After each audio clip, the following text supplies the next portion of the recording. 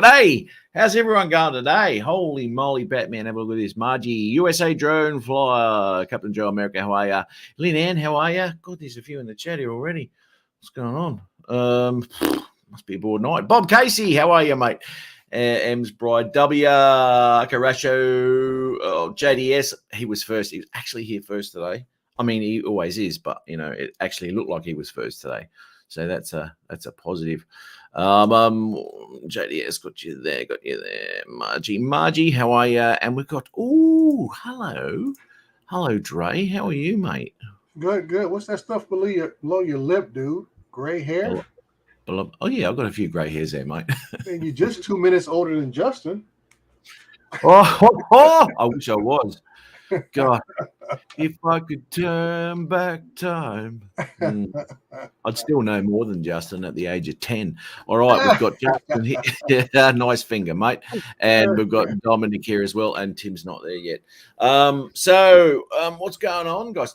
Dre, I watched that video of yours, that 20-minute video you did about the remote ID and all that sort of stuff that's coming in. Yeah. You actually did 4 of them. Yeah, I did about 4 videos this week.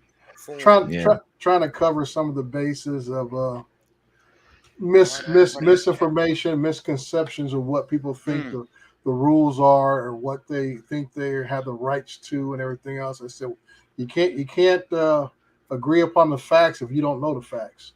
Exactly. Did you read the comments? Dre got some pretty vitriol. Yeah, he got some hate in those comments for sure. Well, did he really? You're always going to get that, and that's why I say you're going to have people who just want to cry foul, and just like I said, as the technology has evolved, the laws have not kept up with the technology, but those are the laws that they're using. So you need to be informed about what the rules are. I mean, you can't play the game at your highest potential if you don't know the rules of the game. Exactly. Well, everybody's trying to use the Constitution as some form of you're violating my rights. The Constitution doesn't cover your fucking hobby. Sorry, it doesn't. Yeah. Well, the Constitution. And that was some of the things I had to cover. Is some people think, well, I have a right. I said, no, you don't have an absolute right. And the people I say absolute right covers what God-given rights are. Even freedom of speech has limits. Oh, definitely. I only see one constitutional argument out of anything to do with drones, and that is that you could claim that your drone footage is a form of art, and art is covered under the First Amendment. Yep.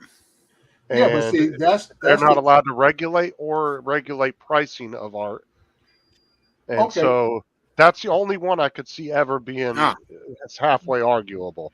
But if you wanted to argue it. But the thing is, Justin, the expression of what you capture in drone, yes, that's art, if you want to call it art. But the fact of you actually flying the drone to get that position is not covered under art. Exactly. Oh, no, but what I'm saying is that the whole furthering of a business. So I could see if you had the right set of bigwig lawyers, you probably could argue a pretty good case for that. But that's the only thing I could see the Constitution ever playing a role within drones, period. Because that guy saying it was in the Constitution, I asked him, I said, well, show me in the Constitution where drones are covered, absolute right to fly. And then some guy was trying to say, the old preamble of the Constitution, in pursuit of happiness. I'm like, please, dude, nice try. Nice try. Pursuit of happiness. Yeah. Hey, Thomas, how are you, mate? Thomas, Mark, it wouldn't be freedom of speech. If you argued it, the only thing that could be covered under is probably be freedom of expression. That's it. That's it. Jim's droning. How are you, mate? Drone Views Media. Lambo, how are you? Sorry, guys. I'm saying hello. Yep. Yeah, some crazy times. That now XJet put something up. I'm going to have to watch it. Something about remote ID in Australia too. So well, I guess it's coming across on the CASA website. Yeah, it's coming across in a lot of countries. Really? Almost. It'll take about 5 years to get through the parliament. But there's 3 things you can do with remote ID now. You can either accept it and stop being a little girl and go and fly it and not think everybody's out to rape you in the park, or don't comply and fly illegally, or stop flying. That's your 3 choices. Yeah, you But sit it's up to halfway you to between follow them. one of them. You get all the facts and you make your own judgment. Yeah, that's all it is, and that's all I was trying to do in my videos this week is just explain some of the facts out there because you always hear people and you say, "Well, what's the base of your argument?" They say, "Well, I fly in my backyard because that's my airspace in my backyard." No, And it I ain't. said, "Nah, I'm afraid not." No, it ain't. You know, so and they try to cite some of these cases, and I went to the actual Supreme Court cases, read the opinions of the court, and let you guys say this is what the court said about what you're trying to tell me. You know what? Here's an argument. Out of all the dangerous things we do with drones, it seems to be a little bit of a overreach of authoritarianism. Well, everything is an overreach. Yes. Everything. People think having to have a fishing license or a hunting license is an overreach. They should have the God-given right to go out and fish and hunt as they choose and please. But yeah, but there's an argument there because there's a lot of people overfishing. We've got to have that. So I can understand a limitation on that. All right, because they've got to breed, they've got to keep going, all that sort of stuff. okay. But when it comes to drones and things like that, What you tell me what the point is of remote ID.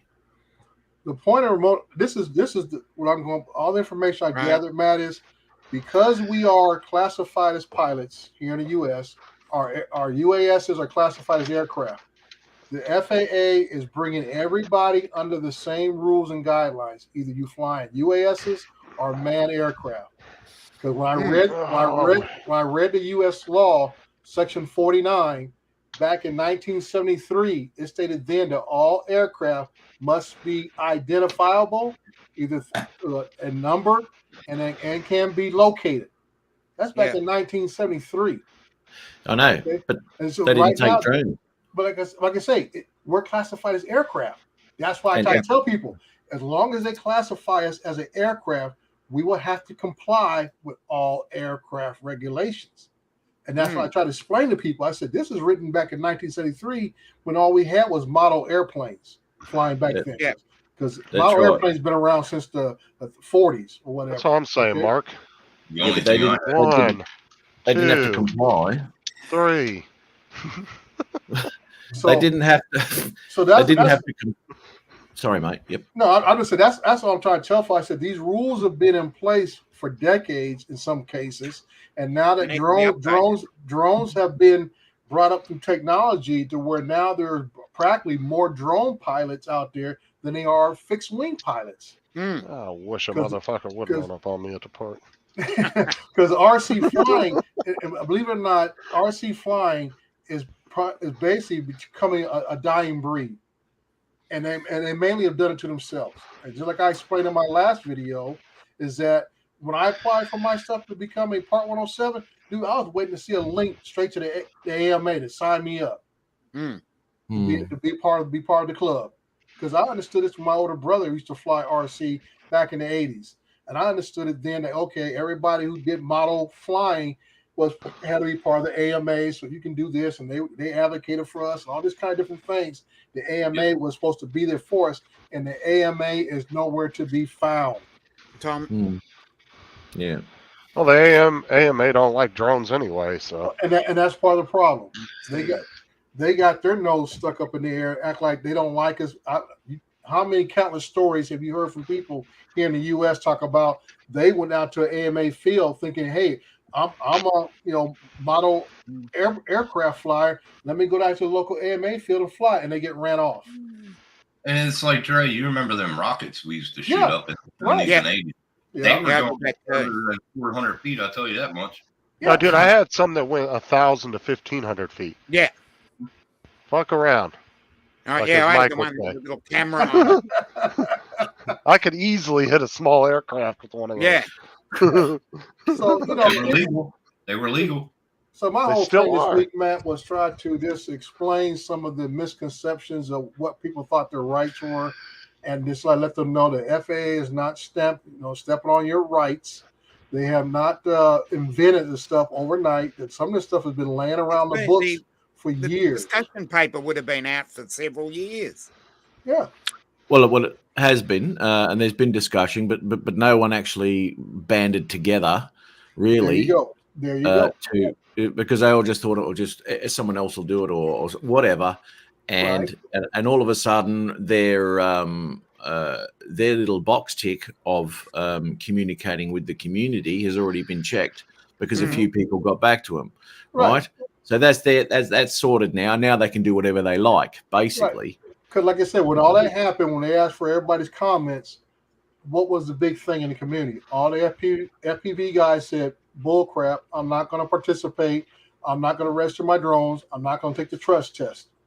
Yeah. They dug their heels in the dirt back then, and now they're continuing to dig their heels in the dirt with remote ID. I said, you guys have been pushing back against these regulations since we first started trying to give some kind of standardization to the program, and you guys have never tried to comply. I mean, some guys do, but the big majority of them says, "Hey, I never registered my stuff. I do this. I only fly in my backyard." I mean, you hear all the excuses. I live out here on no man's land, and I'm not near no people and stuff. I'm like, dude, it's not about where you're at, and the law is not about you as an individual. It covers everybody. You know, that's what it's not. It's not an individual case by case deal. It's there to cover everybody who engages in this activity. If you're a hobbyist or if you're a commercial operator, we all fall under the same rules and guidelines. Just like I tell them, I said, if a guy who owns his own personal plane goes to a private airport, takes off and flies, he still has to abide by the same rules as the guy who takes off at the regular man-towered airport and everything else. He has to maintain a certain status. He has to get a physical, all this type of stuff to be a pilot. Yeah. Oh, of course, James Droney. So like I'm saying is that, you know, I see the FAA trying to bring everybody under the same rules and regulations if you're classified as aircraft. And then we get the argument about the ultralights. Well, guess what? Maybe the FAA go after them next. I don't know.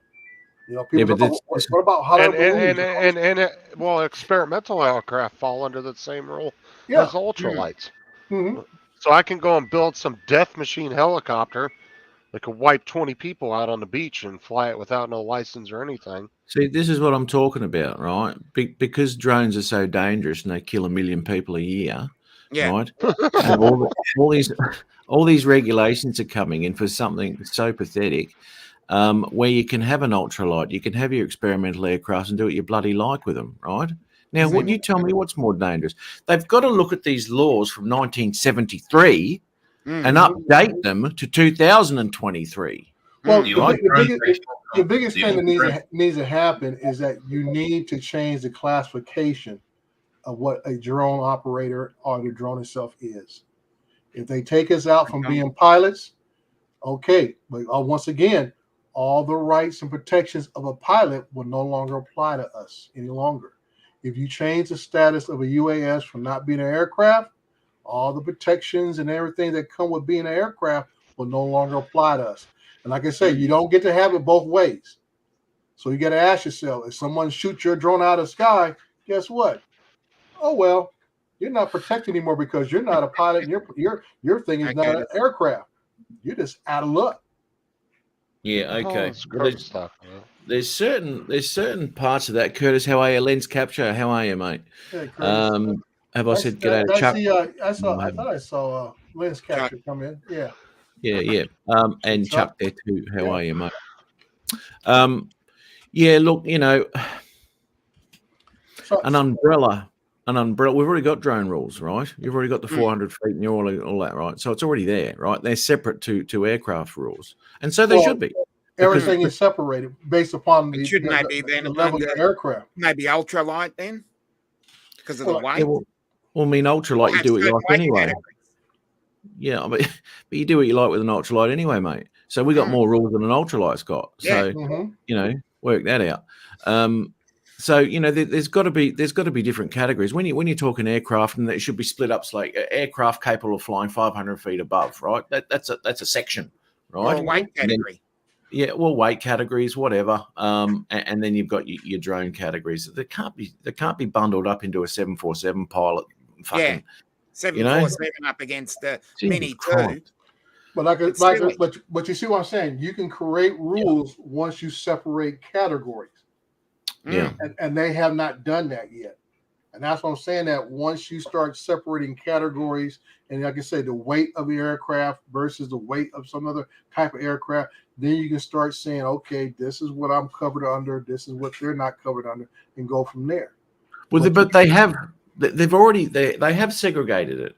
At the moment, it's segregated, right? You fly drones, which is totally different to planes. They're totally separate. They've got different rules. There's different limitations. Right. We all fly in the same national airspace. That's exactly right.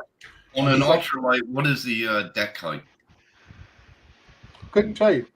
What was that? I think be under 10,000. But the thing is, though, Dre, we're not talking about the whole airspace, which is FAA, right? Mm-hmm. We, as a drone pilot, aren't talking whole airspace. We're not involved with that up there. Yeah, we're only involved up to 400 feet. Yeah, although aircraft can fly below 400 without any special fucking thing, so you've still got to be vigilant about that shit, right? Because you can fly a Cessna at fucking 200 feet, mate, you know? Right. So there's no issues there. So that comes down to us being vigilant and all that sort of shit. I can see where remote ID would be possible, but some of those aircraft flying around, the Cessnas, have not got that. Right. So they all haven't got them, and they all haven't got the capability to know if there's a drone in the area. Right. And like I said, I've heard some good comments. One guy said that, it's understandable to have remote ID if we're flying in protected airspace. Basically, we're class A, B, Absolutely. C, D. And if you're out in class G, you shouldn't need it. Uncontrolled airspace. And I said, I can agree with that. If I'm flying in controlled airspace, yes, it's a little more safety conscious if I have some kind of a device to ping my location if I'm in controlled airspace. If I'm in uncontrolled airspace, like I say, class E is going to be somewhere probably about 10, 12, 30,000 feet up, which I'm not flying that high. Yeah. So, I agree with you, Chuck. There's different things you can tweak it, but my thing is, I didn't like to see the videos I saw come out initially, which is basically say F the FAA, people being the middle finger, people put this outlandish type of, there's going to be a whole band of child predators out there using the app to go snag children out of the park and stuff. I said, wait a minute, let's just get a handle. It's a bit of a reach. Yeah, they were reaching like a motherfucker. I said, let's get a handle on this, and let's find out where we are and where we aren't. Well, some of Florida. So like I said, we can't go further into discussion if people out there saying, as they say, the golden line was, I'm not going to comply, period. I'm not going to do nothing at all. And I said, okay. Well, like I said, that's your option. If you don't, we have to find the middle ground. Right. But like I say, how do you expect them to ask someone to come to the table and help figure this mess out if they think your attitude is going to be, if I don't get my way, screw you? Because it's going to be a give and take. Sounds like a spoiled child to me. Right. That's the attitude that you see out there. That's why you need to just sit back and relax. E-Drone put a video out with something that's a little far-fetched. Not to say it could never happen, but it's a little far-fetched. But then I saw about 10, 15 videos after that, and that was their only argument was somebody's going to hunt me down and steal my drone. I'm like, okay, so here's your three options. Either get some freaking balls and stop crying, don't use the remote ID, or stop flying your drones. Well, put it this way: if we don't have remote ID and we're alone in a park, we can get jumped anyway. Yeah. You think it's there's no noise? The drone don't make any noise. Yeah. And like I say, in the FPV community, I always tell them, I said, the drones you guys fly, none of them are quiet. They're some of the loudest drones out there. You hear it from blocks away. So if somebody is interested in you flying, all they gotta do is follow the sound. Right. And I was telling XJet about the behavior. I said another problem is with the FPV community is associated behavior. He kept saying, "What are you talking about?" I said, when people go fly bandos, what else are they doing? 9 times out of 10, they are trespassing on private property. And when these guys always talk about when they get caught, it's not about them flying; it's about them trespassing on private property. Right. That's what I'm saying. So you guys are engaging in behavior that you already are criminalizing yourself by violating somebody else's property rights by trespassing. Most of these places are marked, fenced off and marked because they don't want to be sued by somebody or by some child falling in some mine shaft or whatever else because that things happen. So a lot of these places are gated off for a purpose, for legal purposes, and then you are choosing to violate the law, to trespass, to go on this property because we all know with FPVs you only have a short amount of time, and distance is always an issue. How far you want to be away from that drone. So that's what I'm saying, that when associate behavior causes you to cross the line of the law, then what you're doing is also an issue. The most thing that I can think about is the noise complaints. That's about it. Hey, Tom. Yep. Hey guys. The noise complaints when you fly, Tim, is "Where's my drone?" He's yelling Yeah. True. Sorry, Tom. Look, sorry, we have license plates on our vehicles, folks. Whatever y'all get, I'm fine. Okay, we have license plates. So I think the real argument we should have all made was how much information gets out to different classes of people or roles. What information from RID can get out to the public? What information can get out to law enforcement? We drive around with license plates. In some states in the U.S., we have 2 license plates, one on the front, one on the back. Okay? So we're already driving around with ID. Now, are you going to stop the Karens out there? Nope. Okay? It doesn't matter whether we had remote ID or not. They come out of the woodwork.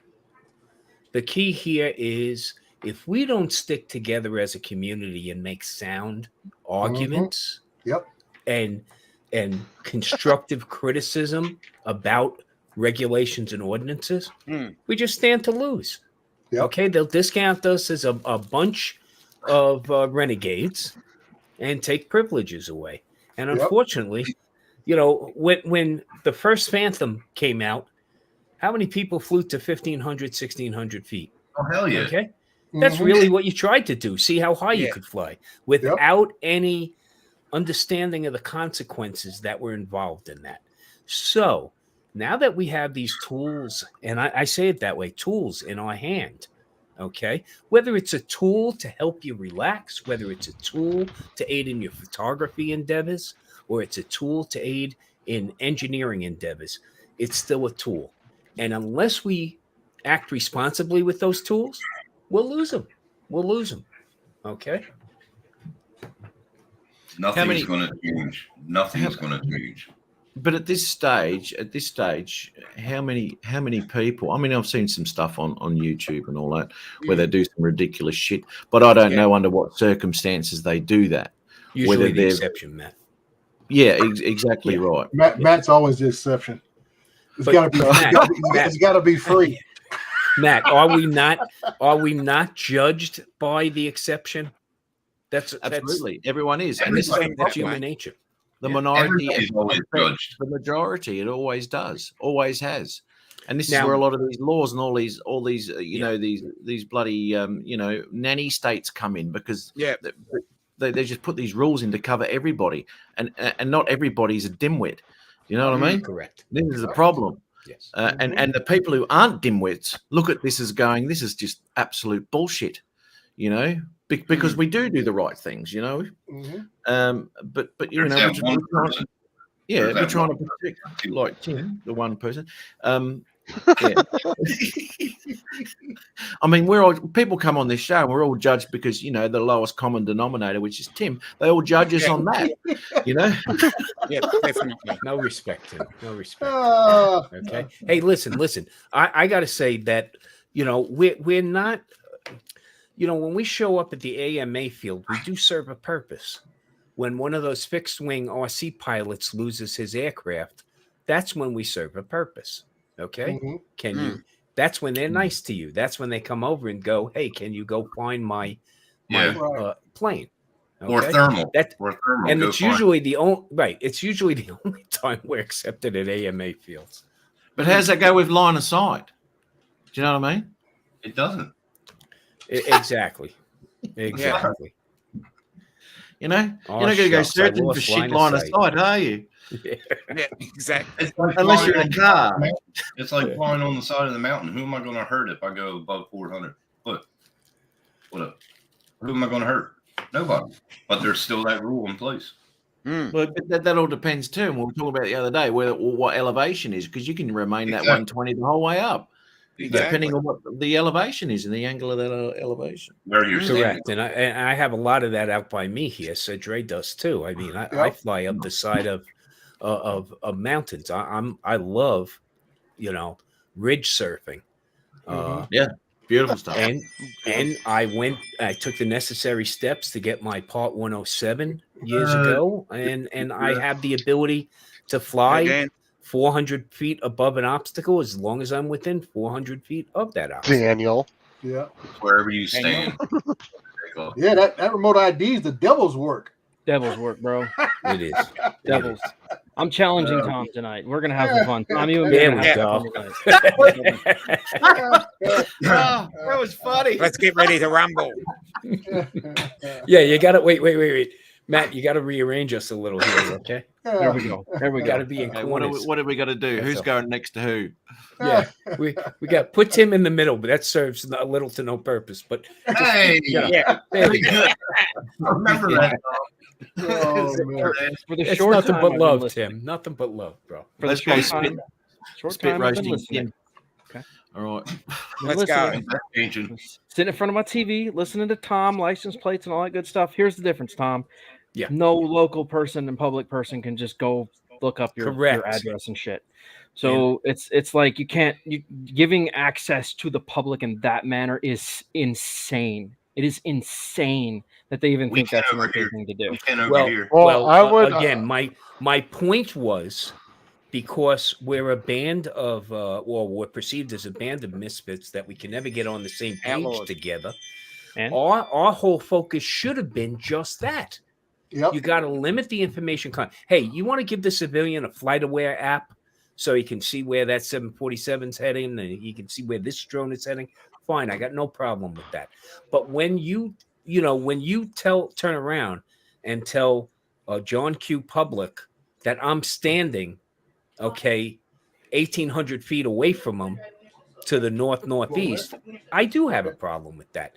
That's because we didn't provision out that data by the need to have it. Law enforcement needs to have it. They want to know where you are. Okay, no problem. Same with your license plate. The Karen should not. Right. If I ran, because I had the ability at one point in my career that I could run a license plate. But do you know if I ran that license plate, I'm now legitimate. I'm not. It better be legitimate. Otherwise, they're coming at me and going, "What was the point of running that plate?" Yep. Okay. So there's the middle ground here is to limit the information that's provisioned out. The problem is we missed the boat on that one because we didn't speak as a united voice. Forever ago. Gone. I would say when it came out. When it came out, I was still on the job, and I had one of my members was on the drone advisory committee, and even being in public safety, we didn't want all that information out there. Okay, even in public safety, you don't want that information out there. Now, I'm pretty sure what's going to happen next. Just like if I'm driving an unmarked law enforcement vehicle and you try to run my plates, it might come up one or two ways. Number one, it might come up by agency, or number two, it might come up as a no-hit plate. Yep. And that means back the fuck off. Okay. And now, is that going to happen when public safety, law enforcement, the government are flying their drones and you point your app up at them? Is that going to happen? If so, then the provisioning was already built into the system. And that's why I think over time, and I'm hoping it's not a result of, attacks on drone pilots that they start to provision that back. I hope it's more of a more unified voice that we have as a community. Yep. Saying, hey, there's safety. We are, those of us that fly commercially are Part 107 pilots under FAA guidelines. The safety of the pilot is key here. If I got a Karen coming up and knocking me on the side of the head because she doesn't agree or he doesn't agree with what I'm flying and my drone's still in the air, is that not a hazard now? Well, let's clarify. All of us that fly are pilots. It doesn't matter if you're commercial or not. We're all pilots. Correct. You're in control of an aircraft. Doesn't matter what it is. If you're flying, you're in control of an aircraft. You're all a pilot, right? Yes. Here's the thing. Is that we shouldn't even be hitting this right now. I'm really upset with XJet. I'm pushing forward because he's already put the message out. Let's see what happens, right? But the difference is he hit this way too early. He should have started this in 2025. The rule's already set down. You're not changing anything. Nothing's going to happen. Even if you got public awareness now, it wouldn't matter because by the time it comes around again when we need the involvement, nobody's going to have the interest level that they did because we started 2 years too early, right? So that's where we're at now. It's like, I want to put the message out there and I'm trying with my friends and saying, hey, can you share this? Can you share this? And that way, if it does happen to go viral through social media, at least there'll be an expanded knowledge for people to go off of, right? And then when it comes around again, we can say, now's the time we need you to fight. But I think XJet hit this way too early. And it's unfortunate because it's not going to help us in the way that we need it to. And you're right. I think there's, Dre, you were touching on this the other day. I think there's a lot of misinformation out there. I think a lot of people are just saying whatever they're hearing. You get the parrot effect. People are just, miming whatever the parrot effect is. I've been saying the last 3 days. And I don't think the reality of that is true. I don't think a lot of that stuff is accurate information. We don't even we don't even know what these things are going to present us with. It may not be as bad as we think it is, but yet everybody's still going to lose their holy minefield. Dre, I know you were making fun of my devil's work thing today. I'm just having fun, man. I'm just having a good time. See, I know I can say that to you, and you're taking the same spirit when you say things at me. You know I'm taking the same spirit. Yeah. So I'm pretty sure when you read that, you had a big smile on your face. I did. I was like, I was giggling. I read it to the girlfriend. I was like, oh, recovery saw it. Nice. and that's why I emphasized in my videos this week that I told everybody, I said, I read every comment that came in. I said, if I clicked on your comment, I read it and I let you know by putting a heart symbol on there. I was reading it and I responded to some that were worthy of responding to. Right. So I want everybody to know that they wasn't being discounted by any means. No matter how absurd their comment might have been, I still read it and stuff. And then I addressed the ones that I felt were worthy of, which was mostly the ones that people were citing court cases or assumed rights and say, well, I have this right. What's the first thing like FPV guys say? Well, I'm flying in my backyard in my own property, blah, blah, blah, blah. I said, well, okay, let's look at that law. Let's look at that rule and see what's up. Nobody's flying in their backyard all the time. Well, like I say, that's got to be a big backyard. Well, like I say, what the videos we see are guys say all the time, well, I'm out here, I got 600 acres of land and I fly out here all by myself and I'm out here in no man's land and I'm not bothering nobody. And I always tell folks the same analogy is when you're out there, you tell them, you're out there on an open road in the desert. Yeah. You think, man, I ain't seen a car in about 20, 30 minutes. Let me floor this and see how I see more coyotes than I see people out here. I say, let me floor the Toyota and see what it really can do. But I've done that. Ultimate Vertigo says FPV guys. So Dre, I did want to go back a little bit. Let's harken back to something you were saying earlier. You were talking about FPV guys really don't go very far and we're restricted by distance. This is not quite accurate, man. No. We have guys flying for almost an hour now in FPV long range, and they're pushing over a watt of power. I mean, they're getting it can be a really hard spectrum to deal with FPV because you have freestyle guys that barely go very far, and then you have guys that like to push the boundaries of things. Right. As with all hobbies, bro, it's going to happen, But I don't think 90% of us are out there to be nefarious, as they keep putting it. I think that's a crazy statement on their end. It's single digits, I think. Thank you for the information. I want to thank you, Dan, for information. Just like I tried to explain to XJet about, I said the associated behavior. And that's why I picked on guys who go fly bandos. Right. I said, because what are you doing? You're on somebody else's property. You're trespassing, and guys even admit it in their own video, say, "Well, yeah, I only flew 1 or 2 packs, and I got out of here because last time the security guard caught me. Blah blah blah blah blah. So I get in and get out." I said, "Dude, you're telling yourself. You're telling yourself that you're willingly, knowingly doing something that you know you're not supposed to be doing." That's why I try not to give too much information. Right. That's why I tell. I said, don't put it out there. Don't put it on. The less said, the better. Yeah, but it's living your life on your shirt sleeve these days. I mean, this isn't specific to droning. This is just, I know people that just complain about their bosses constantly and wonder why they're not getting ahead at work. Okay. Yeah. Oh my goodness, man! No, this is everybody. Like nowadays, there's a phone everywhere with a camera on it. Mm-hmm. Yeah. Well, here's an interesting fact. Just remember that in 1903, it was illegal to bring a Brownie camera on Coney Island Beach because you were stealing the vanity of others. Now try to walk 5 feet on Coney Island without somebody taking a photo. A selfie or whatever. I steal my own vanity. I really do. Every day. I look in the mirror. I got to put some clothes on. This is ridiculous. Yeah. It's those side views at the mirror that are getting me lately. Yeah. This is actually bad.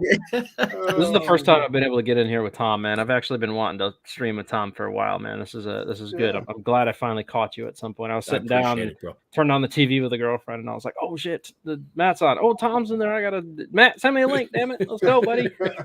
Yeah, well, that's the end of that. Thanks. What are you doing?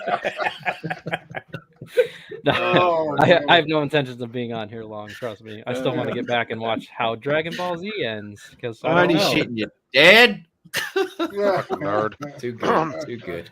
Don't hate on nerds, man. Nerds run the world, bro. I'm telling you, nerds run the world. Kidding.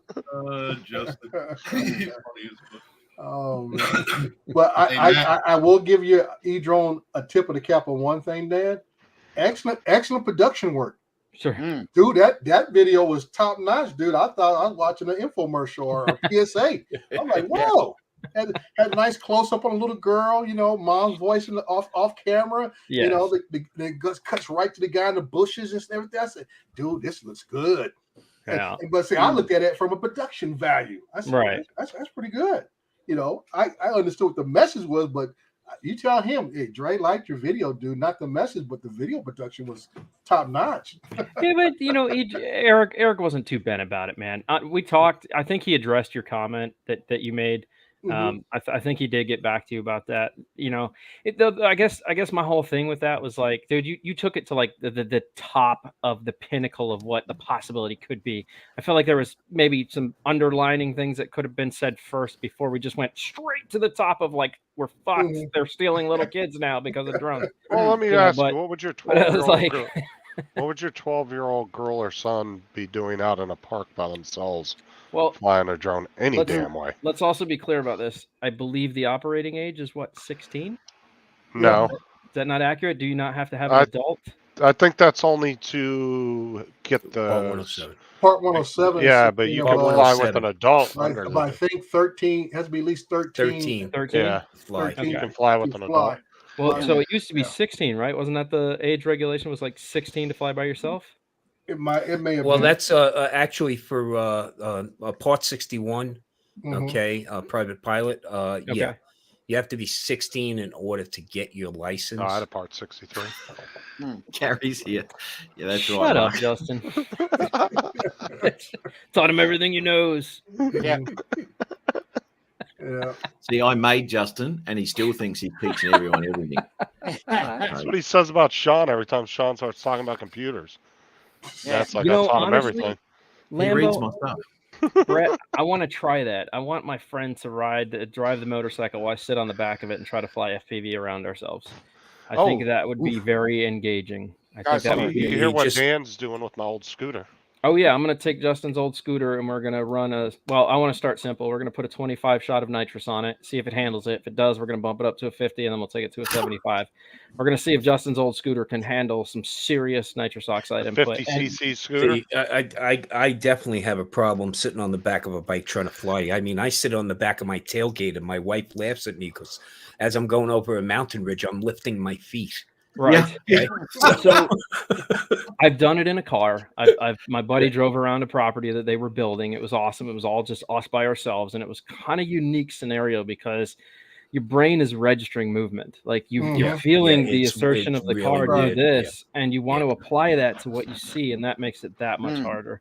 So I think on a bike, it would just be next level. But I have to get used to that because I want to do boat chases and I want to be on boats when things are happening. And you know what I'm saying? Okay. So that's something I really feel like I need to push. I want to do it on a jet ski. And that's what this is coming back to is like, if I can do it on a bike, I feel like I should be able to do it on a jet ski. You know what I'm saying? Well, just be proficient at hand catching. Yes. And make sure that your controller is waterproof because when you lean over. Hold on, I do have the Swell Pro Spry Plus, which is an acro drone designed to crash into water, so I can land it in the water, go pick it up if I have to. It does. Are you designed to crash in water though, Dan? What's that? Are you designed to crash in water though? I'm not, and I hope I don't. But I mean, well, I mean, you're not. You'll be on the back of it. Yeah, someone else is driving. Yeah, driving. Yeah, I'm just sitting on the back. You know what? You can get away with the head unit, right? Like this, you can still be riding it. Hey, you could be still riding and going like this with your drone. Yeah, I just see where that's going. He's like when you drive a regular car, wherever your head turns, your hands follow. Right. Yeah, that is how it is with motorcycles. I mean, essentially it's the same thing. You always look to the angle of steering. It makes total sense. Follow. Yeah. What was my childhood like? Was it happy or sad? Sometimes I was sad. Sometimes I was happy. And then he grew too big for YouTube britches and became the Matt Bump. See, Dan recognizes, right? Famous Justin doesn't. Famous. I don't know if you remember, it wasn't that too long ago when I was having a go at Justin here. Well, I mean, he comes on. Oh, how many subscribers you got this week, Justin? Oh, 10. Oh, that's all right, mate. I'll help you out. You know, I'll get you some more subs. And I did. Oh, do you want me to pull a live show up, mate? And you'll be sitting back and you're crawling back, going, "Sorry, Sir Matt." Oh yeah, go ahead, pull it up. I want to see this. Yeah. Well, we always know what clip he's going to pull up. Oh, I'm such a big fan. Big fan. Been a fan for a long time. Big fan. There was a lot of cocaine back then. A lot of cocaine. Cocaine's a hell of a drug, man. Cocaine's a hell of a drug, yeah. Can't believe how big Matt's channel is. Oh my god. I was flying at 99 miles an hour, but my drone was still on the ground. Yeah, exactly. Didn't even charge me pack up. So Justin's forgotten where he come from. Absolutely, you know. And why are you going at me? Jim's Droning's been talking shit to you in the chat for the last 20 minutes. Yeah. Jim's Droning has. Yeah, look at that. Jim's saying. So last time we were on, I told you guys to stop over to Erod Yo and just drop some words of support. You remember that, Dre? Yeah. Okay. So Edwin's a Rotor Riot pilot, and he's professional. I don't know if any of you guys know Erod Yo. He's a professional Rotor Riot pilot. Good friend, lives very local. Fly with him all the time. Super cool dude. He took a drone to the face on Friday night on our last outing at Bankers. He was riding in on his motorcycle underneath a parking garage, and somebody was dropping through a gap and absolutely blasted him in the face coming in on his bike, bro, with a 6S race drone. Did he stay on the bike or what happened? So I think he tipped the bike over. Luckily, he had just picked up his visor, so he almost lost his eye, bro. That's crazy. He has 3 massive gashes going through here all the way up through the forehead. So the helmet actually took the blunt of the hit of the drone, but his eye and everything. So he almost lost his eye. I mean, it was nasty. It was very nasty. So well, hopefully he's recovering from that. And because I'd hate to see him. He was ready to walk away. He didn't want to fly anymore. Like he was just so sketched out by the situation that he was like ready to walk.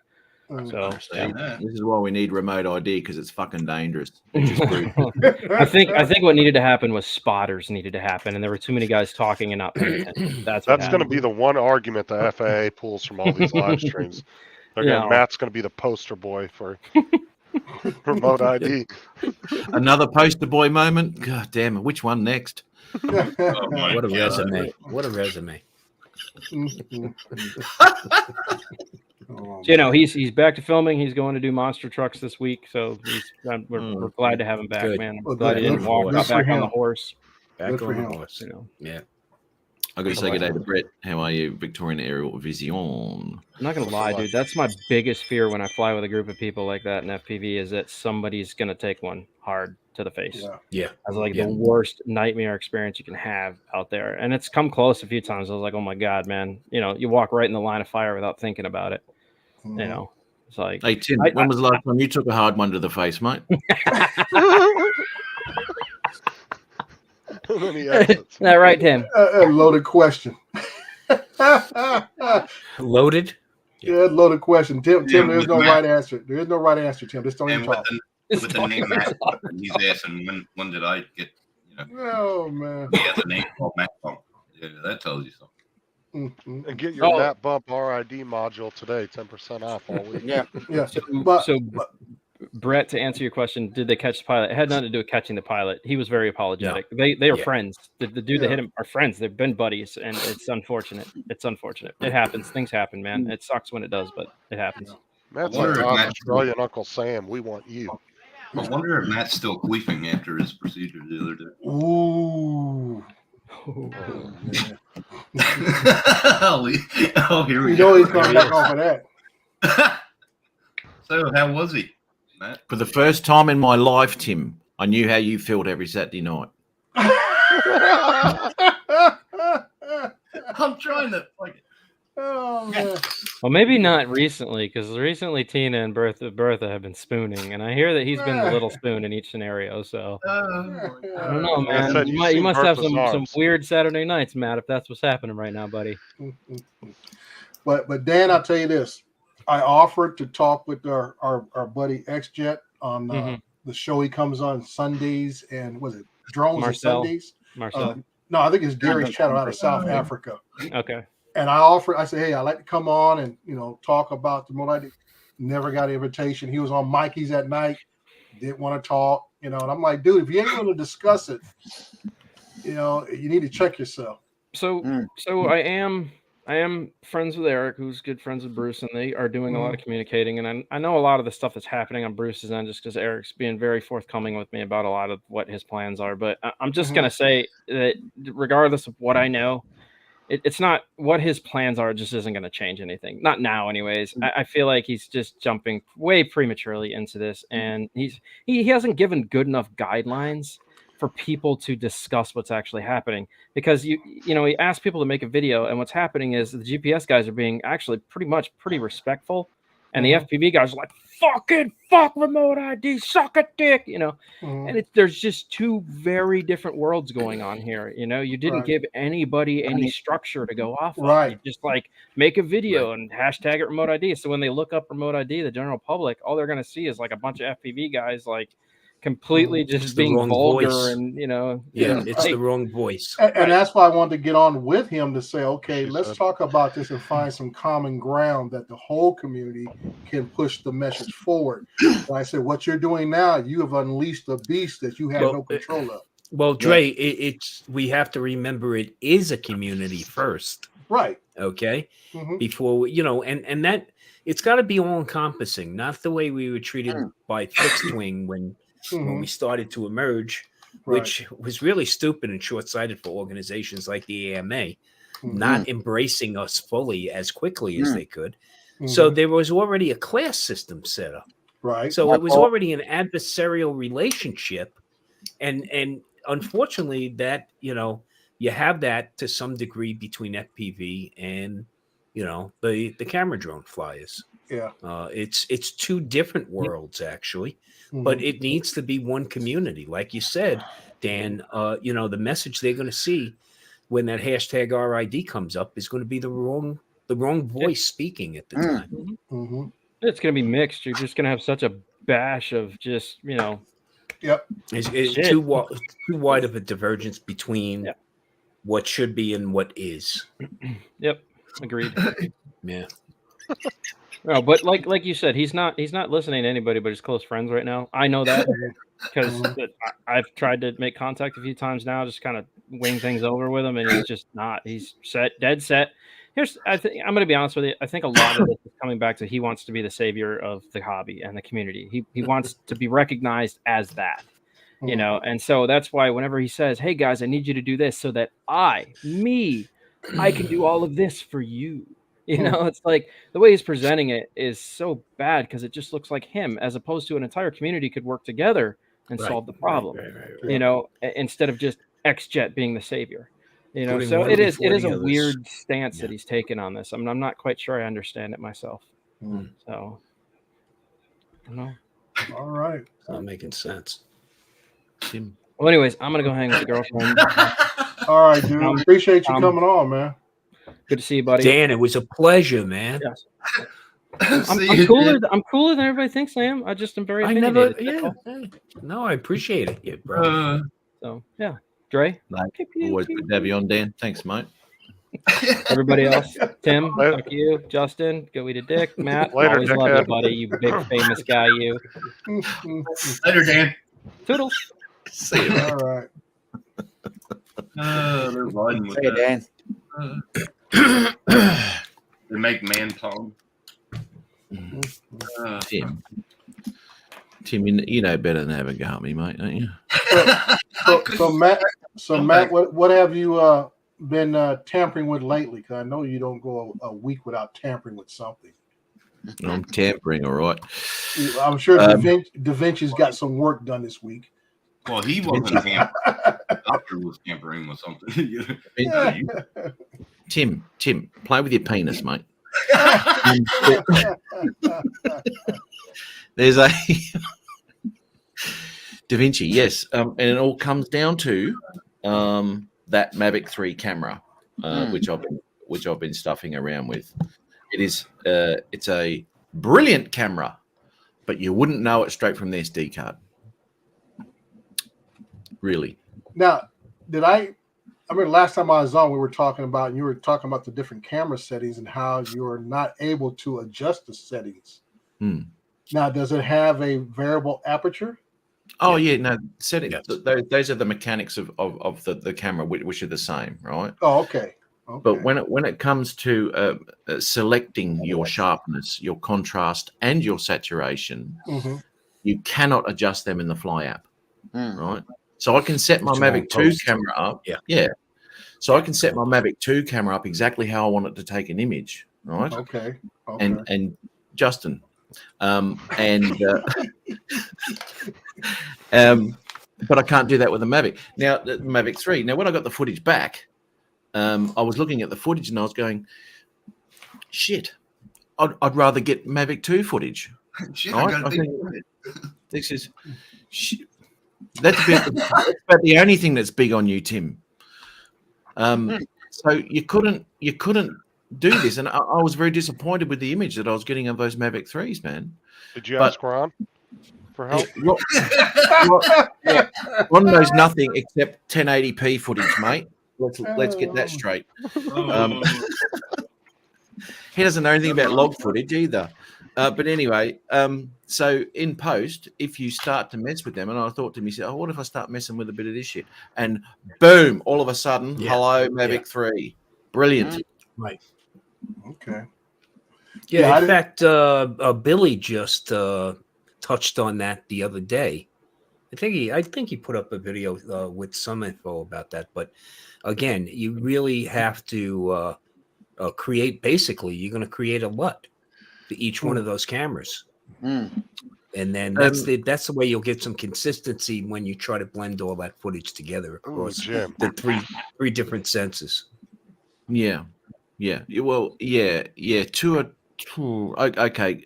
Yeah, you can do that. Absolutely. The opacity would have to change, obviously, between those cameras because of the different dynamics that the cameras exactly. The amount of light that they're letting in. Yeah. Yeah. Sure. Yeah.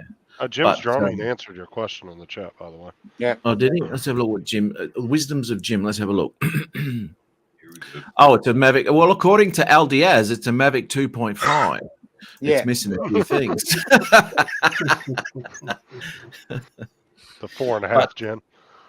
Oh, but really impressed. A lot of detail, a lot of sharpness, and the image is soft. People have bagged the camera. I did not want to bag it until I'd worked out how to get the best out of it, because a lot of people did bag it, and I just couldn't see it being bagged. You know, so it's got to be something here. Yeah, straight out, raw straight out is it's looks disappointing, but when you bring it in and start working it, it really.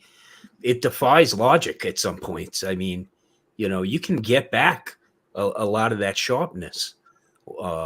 Absolutely. You know, absolutely. It's got a lot of range. Well, what I do, and I'll tell everybody. I mean, I do log, right? So I don't worry about 8-bit normal color profile. You can mess with that to make it look better because it's still not 100%. Right. But I film with a log, very, very flat profile. They have got the D-Log M now, which introduces a little bit more color into it. A little more color. A little bit less work in post, but the log footage, and this is what I do, I'll put a little bit of mid-tone in there. I will take sharpness in DaVinci. I can't talk about any other program. In DaVinci, I go from 50 to 47 just to give in the radius, which is your sharpness in that. Mm-hmm. And then I go to I make another node up and I put a contrast pop in, right? Not adjusting contrast, not adjusting S-curves or anything like that. I put a contrast pop in, right? And that pop? Yeah, pop straight away, and that is an extremely powerful. He didn't miss a beat with that one. He was like, "Yep, pop." See, that's learning from me. You just zing them and keep going. That's the last thing you heard. Hey, Justin, that's the last thing you heard Monday. Yep. Ooh. Look at this.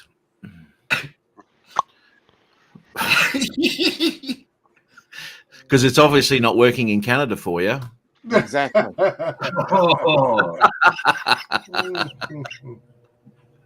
Feel the burn. What was this? Defies logic, so it doesn't look doctored in DaVinci. Say no other program. In DaVinci, say no other program. Well, okay. I don't know what this means, but anyway, no, it doesn't look doctored. It looks how it's supposed to look. Yeah. Well, I think what I'm hoping is what I think Lambo was saying, that when a lot of people take these shots, they do so much, playing with it, oversaturate stuff. It doesn't look like a real picture. That's right. Yeah. And that's why I always tell people, I want to see what comes out of the camera. Show me something that comes out of the camera, not something you have done the paint by numbers with, and then you post it. I'm like, where is this at? So generally, you don't want to see Matt's videos then. Have you seen the color profile menus in his DaVinci? It's just all over the place. Yeah, red's here, yellow's here, but no, it's a good thing though. It really is, and I'm telling you now. Once and I have found a little bit of a difference too to bring out the darkers better. My Mavic 2, I used to expose to negative 0.3, right, just to bring it down a little bit, because I did find that did blow a few things. Now, with the Mavic 3, I actually overexposed to 0.03, so I'm 0.03 over the zero exposure. And I find that brings the darks in a hell of a lot better, and you can work with those darks a hell of a lot better. Yeah, read what Geek Spawn just put in the chat, man. Sean. Totally agree. Look, Sean, I should be the one that looks washed out. Okay, I only come in 2 shades: lobster red and Minnesota white. Okay, nothing in between. Let me tell you something. Tim, you got to get some color, I think. Sean says you got to get out there in the sun a little, bro. When you do see him in real life, you realize just how fucked up he is. The camera's actually doing him a lot of favors. Trust me. I guess you didn't read my comment. You see that? About that shutter stuff. Okay, well, there you go. You don't watch my channel because I haven't got photos on them. Well, you combine them into a video. It's pretty cool how you do that. Well, how many photos, mate? I don't know. How many photos would it take to make a 1 second video? Is Tim talking I don't about know. Where's Ron at? Let's ask I him. was gonna say, is Tim talking about your Shutterstock collection? Yeah. I forward them to Ron. Ron takes everything off Right. at a minimal price, and then it comes damn. back to Ron. Good one. Damn. He's really burning. He's ripping. Yeah. Feel the burn. Burn. Yes. Sean, have you Anyway, been to your gynecologist yet? You better go and check. It seems like you have some problems. Oh man. Well, see, there you go. Jeez, I owe him some money after that one. Yeah. I mean, Thanks, Chuck. Check in the mail. Oh, he's a big fan. Big fan. Big Big fan. Not as fan. big as Justin. Not as big as Justin. Oh, At all. With every camera, if good exposure is always slightly needed to be color graded to point. Well, you do. You can overexposure is no good, and that's what I found with the Mini 2. The Mini 2 will overexpose a bright area in any image. In auto, Yeah. you've got to fly that thing in manual to get your bright areas exposed to make the whole image pleasant to look at. Well, it's always Anyway. always a lot easier to try to get a little detail back in shadows than it is to try to recover anything that's blown out. Oh, Yeah. it's ridiculous. Yeah. Yeah. So I usually, like you said, I've been underexposing, even with my, traditional photography, always by at least a third of a stop. Even in the studio, I would do that. Even working metered and continuous lighting, because I can get much more back, So You can absolutely. What I found, as I said, with the 2, I used to underexpose, but with the 3, I found that having it slightly overexposed to the 0.03, it picked up a lot more without overexposing the image. These you got to be careful of too, depending on what the image is. Yeah, because that's a rule of thumb. It doesn't apply for every shot. You know what I mean? So that brings out a lot more detail that you can get into the shadows too, and you can darken those shadows more without crushing and all that sort of shit. And it just picks up a lot of detail. I've got some footage up there. Well, you got to become intimate with that histogram. Tim, listen, intimacy. It's a concept. Okay. But, That's all about it. Yeah. God damn. Tim and his Look, hand. Tim, I'm going to tell you right now, I come from fire service. If I'm not busting on you, I don't like I you. know. Okay? That's all. Got to tell you. Oh, Tim, Matt must love Tim then. Tim and his hands are inseparable. They go out to dinner together. They go to bed together. They shower together. Yeah. Very romantic. Slap and tickle there, Tim. Rosita and Lucy, righty and lefty. His hands even feed him. Look at that. Fucking hell. He's got slaves. Yeah. Well, my question is did you and Dennis shake his hand when he came up to you guys? Yeah, after we put gloves on. Yeah. Yep. Never mind. And then we threw him away in the toxic waste thing. Right. Yeah. Far out, man. Okay, now. The sizzle. Right, he has very small hands. He has small hands.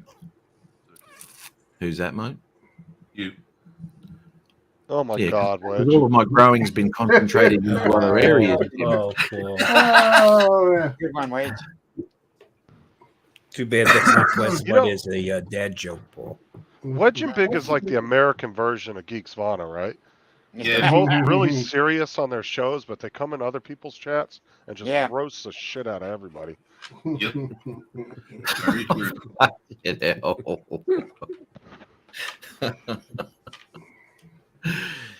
Oh dear. So when was the last time you knocked the top off, Tim? Say what? When was the last time you knocked the top off, mate? Last night and this morning. What are You do know talking what about? you do know what I mean by that, don't you? Drinking a beer. No. Oh, masturbation. You said Yeah, last night and this Last morning. night and this morning.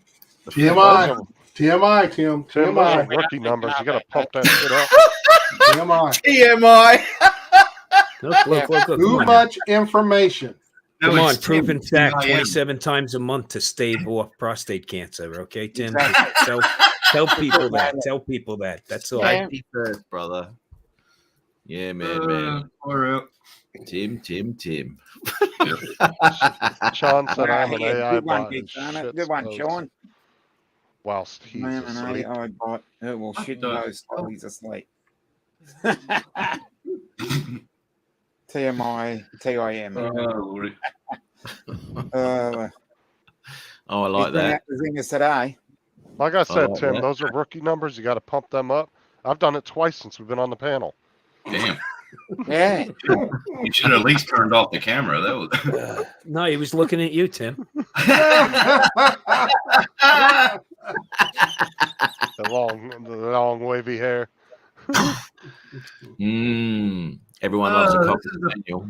This is the first time I ever got roasted by Tom. Jesus Christ. Hey, now you made it, Tim. We're out. Timmy's Oh, well. got his cocker spaniel hair going again. I'm gonna love that. Well, I give it to Tim. At least he brushed his hair before he got on the panel. This time. No, I'm talking about your hair. Look at your hair. It's all over the place. You don't It see is, his mate. hair. All you see is his forehead. Look at it. He got smacked by the. It's Tim. Look like Steven Seagal on a Benger. on a bender. Yeah. On a bender. Oh man. He got slapped too many times. Oh, that's a Mavic Pro. Yeah. Does anyone know what happened to my drone? Yeah. What? No, the One I one, that gave gave, away. the one you gave to Gaffer. Yeah. Oh, you should. I told you should have gave it to me. Should have given it to I me. told you. Sold it by now and bought 4 cartons with it. I Yeah. told you should have done an actual giveaway and sent it to Yeah, whoever should've. won it. I would have used it more than he would have. You wouldn't. You didn't want to pay the postage. I mean, Yeah. this is the thing: is you could have sent it to Dominic because Dominic would have used it. If you wanted it to stay museum quality, you would have sent it to Tim. Exactly. He'd have put it on a nice shelf, kept it dusted, nice and neat. Yep. It would not have been flown another day in its life. Damn. Yeah. No, it'd be interesting. Oh, That was a good drone. I did a lot of flying with that drone, man. that A thing was lot loud. of filming. That thing was Hey? loud. That thing was loud. It was, but I love the Pro. The Pro had its own unique. It had a little whistle to it, right? Mm. Wasn't that the one that lost connection when I turned the Phantom 4 on? No, that was the Mavic 2, mate. Oh, okay. Yeah, and I was 5 k's out to sea, so no wonder. That was funny as fuck. I remember when you were flying that ship when you were trying to copy Paul Murray. Hmm. Remember with the Mini 2 and the fucking camera Hey. started wigging out on it? He It called was. it. I He was, called I it. was though. in, I was in sports mode, and that little Mini 2, that thing just went, mate. Pew! Right? Anyway, God, this thing was. It was trying hard. Got to find that tip, and it did. And I in sports mode, and I just started to go like, and the camera just goes, "Fuck yeah!" And it's never done that since then, has it? No. They seem to have a little bit of an issue, but because I'm hammering away, I had a little bit. I knew I had an onshore breeze, so I come back with the tailwind. So I was pushing a little bit. It wasn't strong, but I was pushing a little bit of a headwind. So there was a lot of, the poor little bugger was under a lot of pressure to get out there and do that. And I was quite happy with the way it performed, but the camera, just sort of gave up the ghost a little bit. Have But you it's the flown flight- that lately or no? The Mini That was 2, a good absolutely. Yep, absolutely. I had it out the other day. I was on my scooter and I took some shots of where on my scooter and shit. And of course, now I'm trying to make the X3 footage look halfway decent. Yeah. Where's Ron at, by the way? Well, I asked him to come on. I want to know what his settings are. I've set everything in this thing as high as it can go to try and get. And as soon as I put it in, fuck off. I think Dennis might have gave you an X1. I don't even think there's an X on it. Not an excellent. He just got you a Wish version of it. Just looks like it. Well, you know what? For having a bit of fun with it, getting different shots and all that sort of, it's a great thing, a really great thing. But I do expect more. I want more out of the footage that I get for from the price of it. You'd think you would. Well, yeah, absolutely, yeah. And I mean, I was watching Jim's drone the other day. He's washing his car, right? And he had a 360 set up like this, right?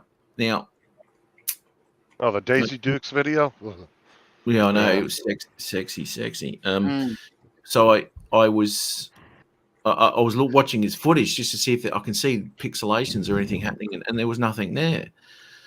Now I've set everything up here as high as I can go, 5.7, all that sort of shit. I know I'm only going to get a 1080p image out of every one of those cameras, but the 1080p footage out of my Spark is better than the 1080 out of this. Have you ever thought maybe there's something wrong with that? Maybe yours has an issue that you don't know about? It's possible, because I got to tell you, the footage out of mine seems to be spot on. I mean, is there better? Yeah, but maybe you could have a sensor issue.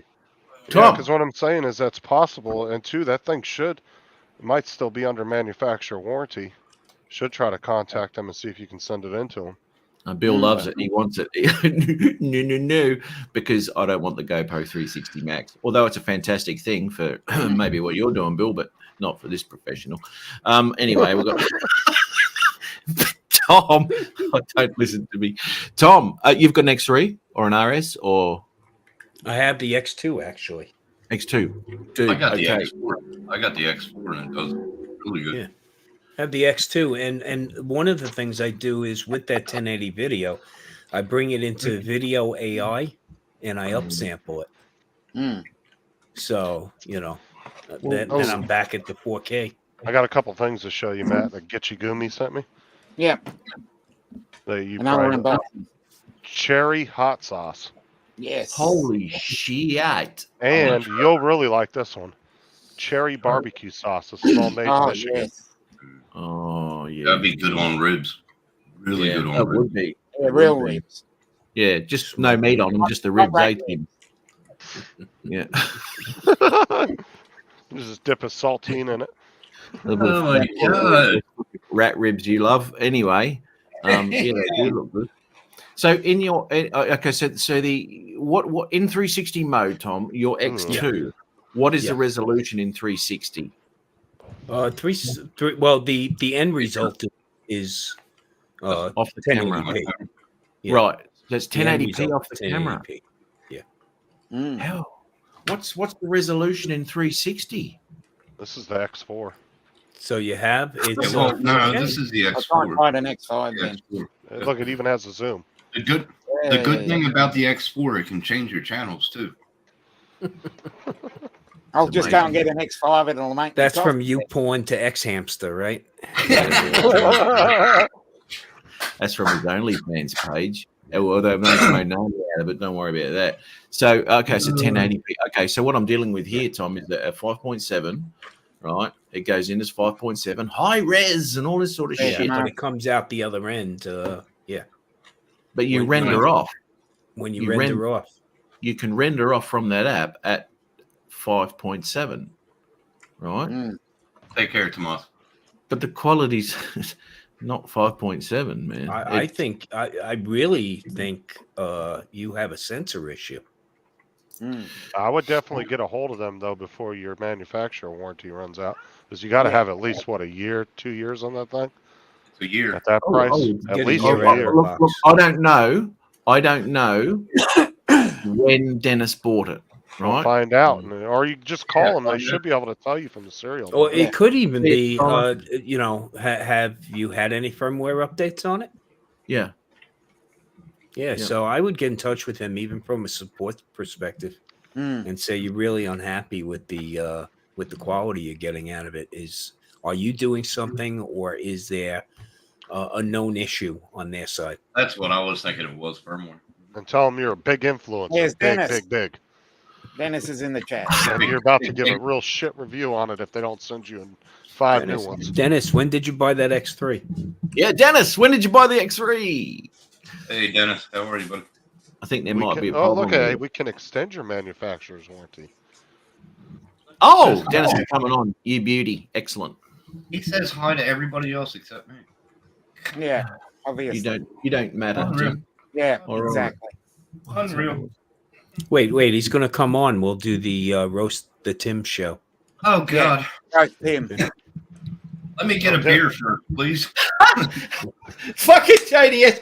Look at this prick. Oh, you arsehole. All right. Okay. I was talking to Ron in the chat there on Paul's show, right? And Ron goes, I'm going to go get some fireworks, right? Now on his Mavic 2, I just said, set your drone up as 800 ISO with a 130 shutter, right? Just as a starting point to get your exposure. And it seems to do all right, that 1-inch sensor, around about those sort of settings. Anyway, you can muck around a little bit with that. And JDS is having a bit of a blast about that. Now, JDS has just put a shorts video up. I don't know where he's seen this idea from before, but here we go. He put it to 800. Oh, yeah. I saw yours hit 4K now. It has, yeah, 4K. I think we should all go out and do one of those then. Yeah, I was going to say, where'd you get that from? Well, that's about as great an idea he ever comes up with anyways. Oh, that's funny. Where's Dre? Is he here? You there, Dre? Yeah, I'm here. I'm just eating. Okay, mate. I'm just going to pop Dennis on for a sec, mate. Yeah, go ahead. Thanks, mate. Sure, go ahead. Hell Yeah, yeah, bro, Dave. Hey there. Trying to figure out what's wrong with my earbuds here. Bear with me for a moment, please. Yeah. Bloody They should be Unprofessional. connected. Weird. I'm working on it, bud. We I can wanna hear you, at least. I want to see how many views Yeah, you can JDS hear me. gets That's on great. that. All right, so we'll just carry on. So what problem are you having? He was first. Oh, look, we're just talking about the. I'm watching videos on YouTube. Yeah. I mean, Jim's Droning had one up and all sorts of stuff the other day, and I was just checking out, and I was really having a look at the image to see what it looked like. Now he's got he's got an X3, anyway, and I can't see,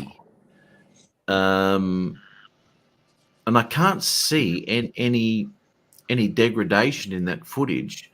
Now he takes. I'm kind of guessing that one may have been straight off the X3 camera. I'm not too sure, and not put through DaVinci because he did no editing with it. Because once you render off with that 360, as I said in the past, you render that off in the 360 Studio app on the computer, the footage turns to absolute shit, right? Even though everything's set to the highest and it's exactly the same resolution on render as what it is original footage.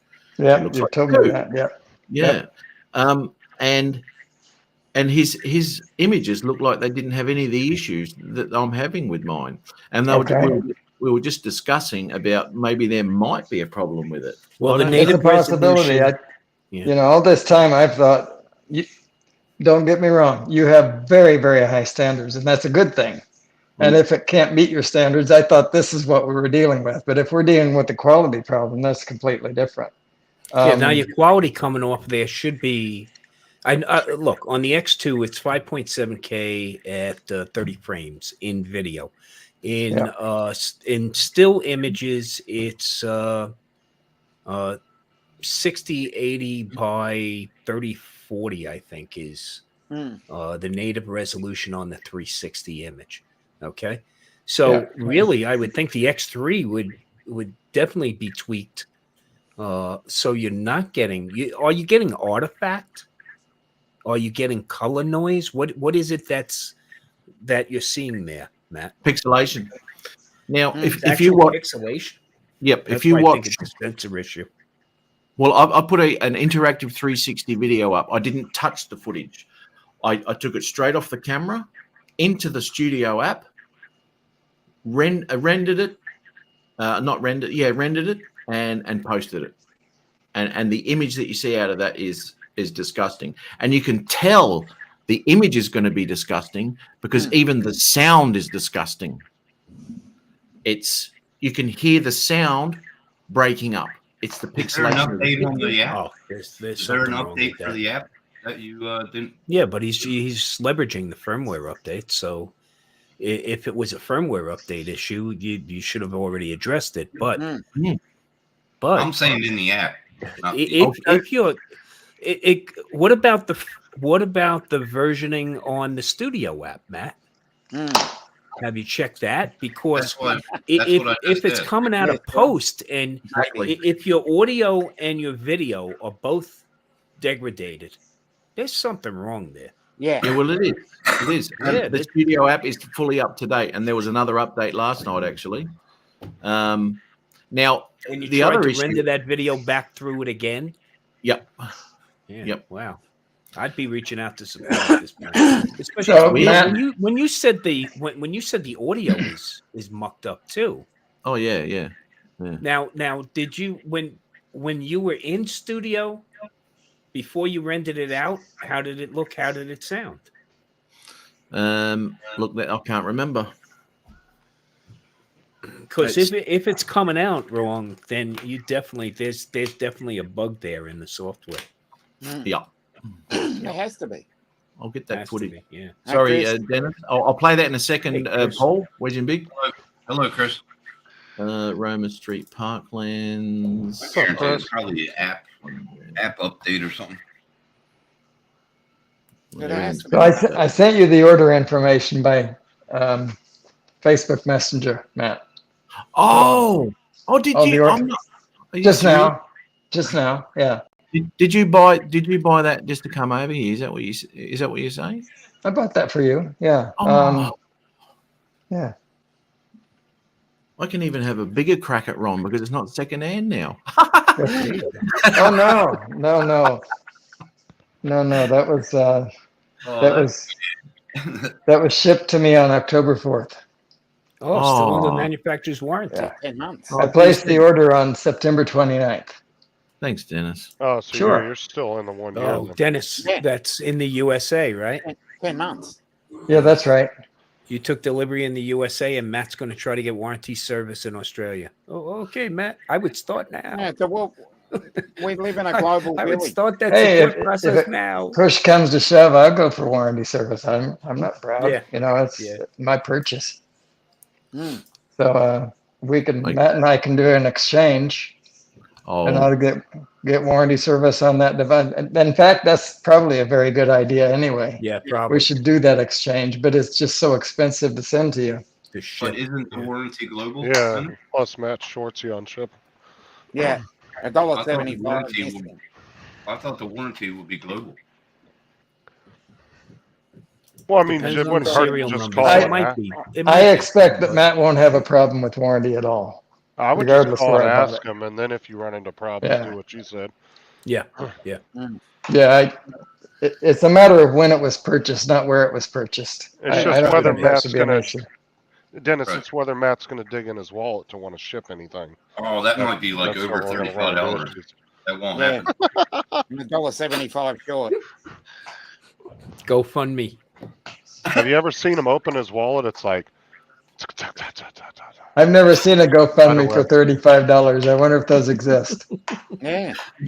Matt bought his wallet. can do, Yeah, Dennis. they take 34 of it, Dennis. freaking just dust. Yeah, put the other dollar. I just want 34. Yeah.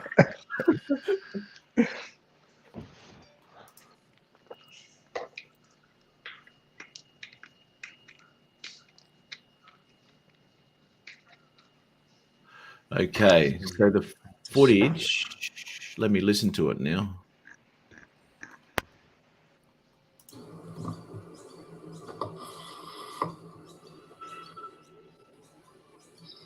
I am your father. The hell? Okay. Are you talking about that? I heard that. I heard someone breathe heavy. It just made me think of that. That actually looks better on there. Yeah, that looks better on there than what it does as a render. Yeah, so something's lost in the translation there. Yeah. Have you tried Movie Maker? Yeah, Windows Movie Maker. Watch it do better footage in DaVinci. I'd laugh. You know, there's a button that allows you to take people out of the panel, Matt. I don't know if you knew that. That one like that. That's the one. Yeah. Yeah. Prick. Well, let's take Tim out. I mean, come on. I know. That's more of a reflex. Like, oh, it sort of just happened. Yeah. Okay. So the rent. Let me just check something. Brett's kind of right about that. It's hard to tell if it's pixelated on the stream. Yeah. Well, absolutely. What we're Yeah. seeing is Yeah, not but what you're seeing, Matt. Yeah. The difference in what you're seeing is whatever you're seeing on our monitors. What, Tim? Nothing. Turn that gain up, buddy. What? Turn that gain back up. All I heard was, I don't know, Matt's a bitch. That's all I heard. All right. This is Wedgie. Is that better, Justin? The fuck? Yeah. Justin? Yeah.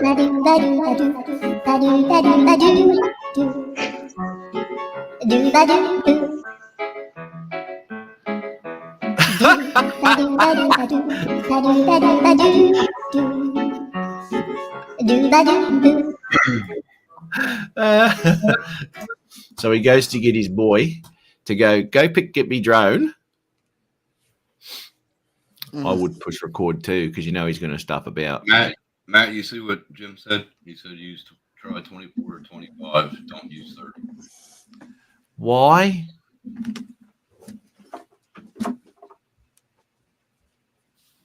Why would you do logic that? on that? I don't know. I want to hear the logic on that. Yeah. Because I'd want to. If I could do 60, I would. You want 30 on mostly everything.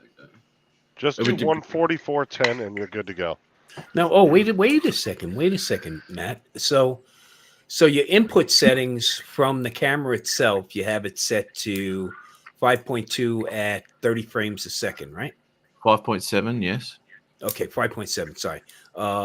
So your output settings, could they be possibly set at a different frame rate, and therefore you potentially are dropping frames? I don't think Insta 360 Studio lets you do that, but it doesn't let you, huh, Dennis? Okay. I don't think so. You can obviously in DaVinci you can have your timeline set incorrectly. Right? Matt Dre wants back in. Yeah, right. I mean, are you bringing it into something else before you're publishing? Or? Hey, Matt, I think the problem is, first of all, we got to figure out why you dressed like you Black Ops character on a little scooter. Yeah, that's kind of scary there, Dre. I was thinking the same thing there. I'm like, dude, he really looks sus there. He really looks sus there. Were you part of the cast of the last Extraction movie? Absolutely. What's his face? I'm like, what? That was a good movie. Absolutely, I was. I've been in a lot of movies, mate. You just don't. I'm the stunt man in a lot of stuff. I mean, he's on some little scooter dressed like he's ready to go out there and he's in that latest Mission Impossible movie. I'm positive. Hey, Matt, if you come to Florida, you can strap an AR-15 on your back. You completely he did all the stunts that Burt Reynolds was afraid to do. Hey, Justin, you've seen Matt with a drone. Did you see him with a gun? Well, that's what I said. He needs to come to Florida, and then he can complete the ensemble. That's right. Expendables Down Under. Yeah, there you go. Down Under. I like that. Down Under. Okay, Dre just got done eating, which reminds me, I got to get out of here because my wife is going to be hangry anytime now. It's hangry Pacific time. Okay, so, you don't want to hangry my survival depends on it. Hey, everyone. Hey, Matt, thanks again, bro, for inviting me in. Good to see everybody. Okay. Hey, Tom, and even you, Tim. Nothing but love, bro. Nothing but love. Bruce, bro. I can hear the sarcasm, Tom. All right, mate. Peace and love. Take care, guys. See you, mate. Bye-bye. And by the way, hello, everybody. I never said hello, so there you go. Hi, Dennis. No, don't bring that back up. Come on. Oh, that was Rodney, right? Hi, Rodney. Yeah, it was Rodney. Oh, God. Tim's a big fan. Big fan. Yeah. So Matt, you say you're seeing pixelation on your system, right? Yeah. Could it be that you only have a 1080p monitor? Nope. He's 720 all the way. I mean, the rest of us, running 4K monitors. So I'm just asking, trying to narrow it down. No, just try to go for consistency. 720 all the way. That's the way to go. Yeah. It'd be 720 be clear as all shit. It would be beautiful. Yeah, on my phone. 720, 20 for refresh rate. Yeah, you're good to go. 20. This might be an issue. Oh man. This might be an issue. Yeah. Have you ever updated your monitor, by the way? Like if you I'm curious. Like as much as you're into editing and everything, you should have a top tier monitor for that. Okay. I mean, you should. Tell me at the moment why I should upgrade my monitor. Well, what do you have? Don't you only have a 1080? No. This is a 2.7. 4K. You need to get a minimum 2.7. 4K. Well, no, why? 2.7 with at least monitor? a 240 refresh rate. Don't need it. I don't need that refresh rate. Why do I need that refresh rate when I'm editing? Have you upgraded your graphics card yet? No, not at the moment. It's just a shitty system. I'm just trying to figure out where do you buy a 2.7 monitor at? I thought it went from 14.4 to 4K. No. This is actually a gaming monitor. A gaming monitor. AliExpress. Yeah. Is it? Yeah, that's what I'm thinking. Not likely. This one of those fall off the back of the truck monitors? It did, yeah. Because I drive trucks, and a lot of shit falls off the back of them. I've got to tie this shit down. I really do. You got it from Banggood. Yeah, no, my other monitor, the one that I use just for other shit, that's 1080p. That's a Samsung monitor. But this one here is the Predator monitor, which is 2.7. And it's all I've calibrated it all up for colors and all that sort of shit. There's nothing wrong with using this monitor with 4K. Oh, I remember when Sean was looking for drivers. Wasn't yours coming up as a basic monitor? Yes, it was. No, that was the drivers that were installed was a basic monitor. I remember it saying basic bitch right in the. It did say that.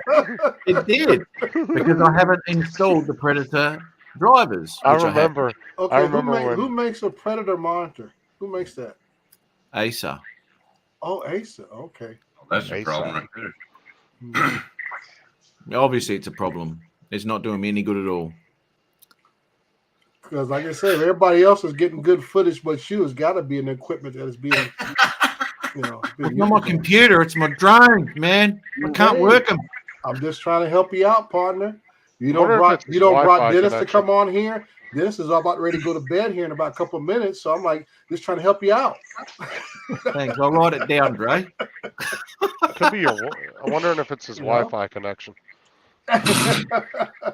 It could well be. I just got to plug. He hasn't hardlined it yet, has he?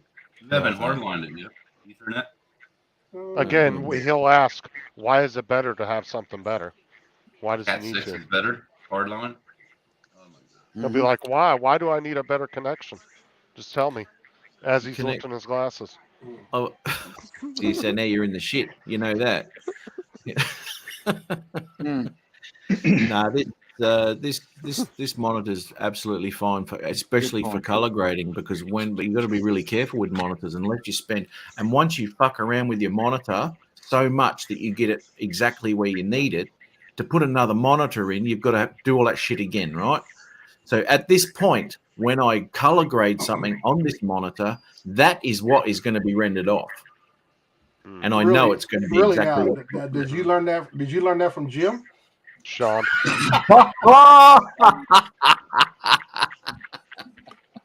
That's bad. He don't laugh so hard, he don't froze up his internet. Well, I mean, he was calling it a wand, and Jim had to correct him on that. No, there's wands in it. There's one wand. He just hasn't seen it yet. That's good to hear. Great idea. Mavic 2 at 800 ISO on 30 shots with starting point for night shots.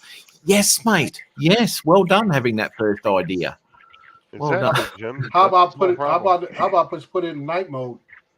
You can't on a Mavic 2. Yeah, you can. Not for video. Hyperlight? In still photos, yes. Oh, okay. Still photos. Okay. Yes. Yeah, I'm just wondering how Matt's color grading on a 13-inch black and white. I mean, your videos are coming out pretty good for doing that. I mean, that's so wrong, man. It's still. Imagine if you had a 4K monitor. Imagine. Where Take is care, my- Chris. Fuck, turn this shit around, you motherfucker. Beautiful. Into focus, bitch. Here we go. Look at that dickhead.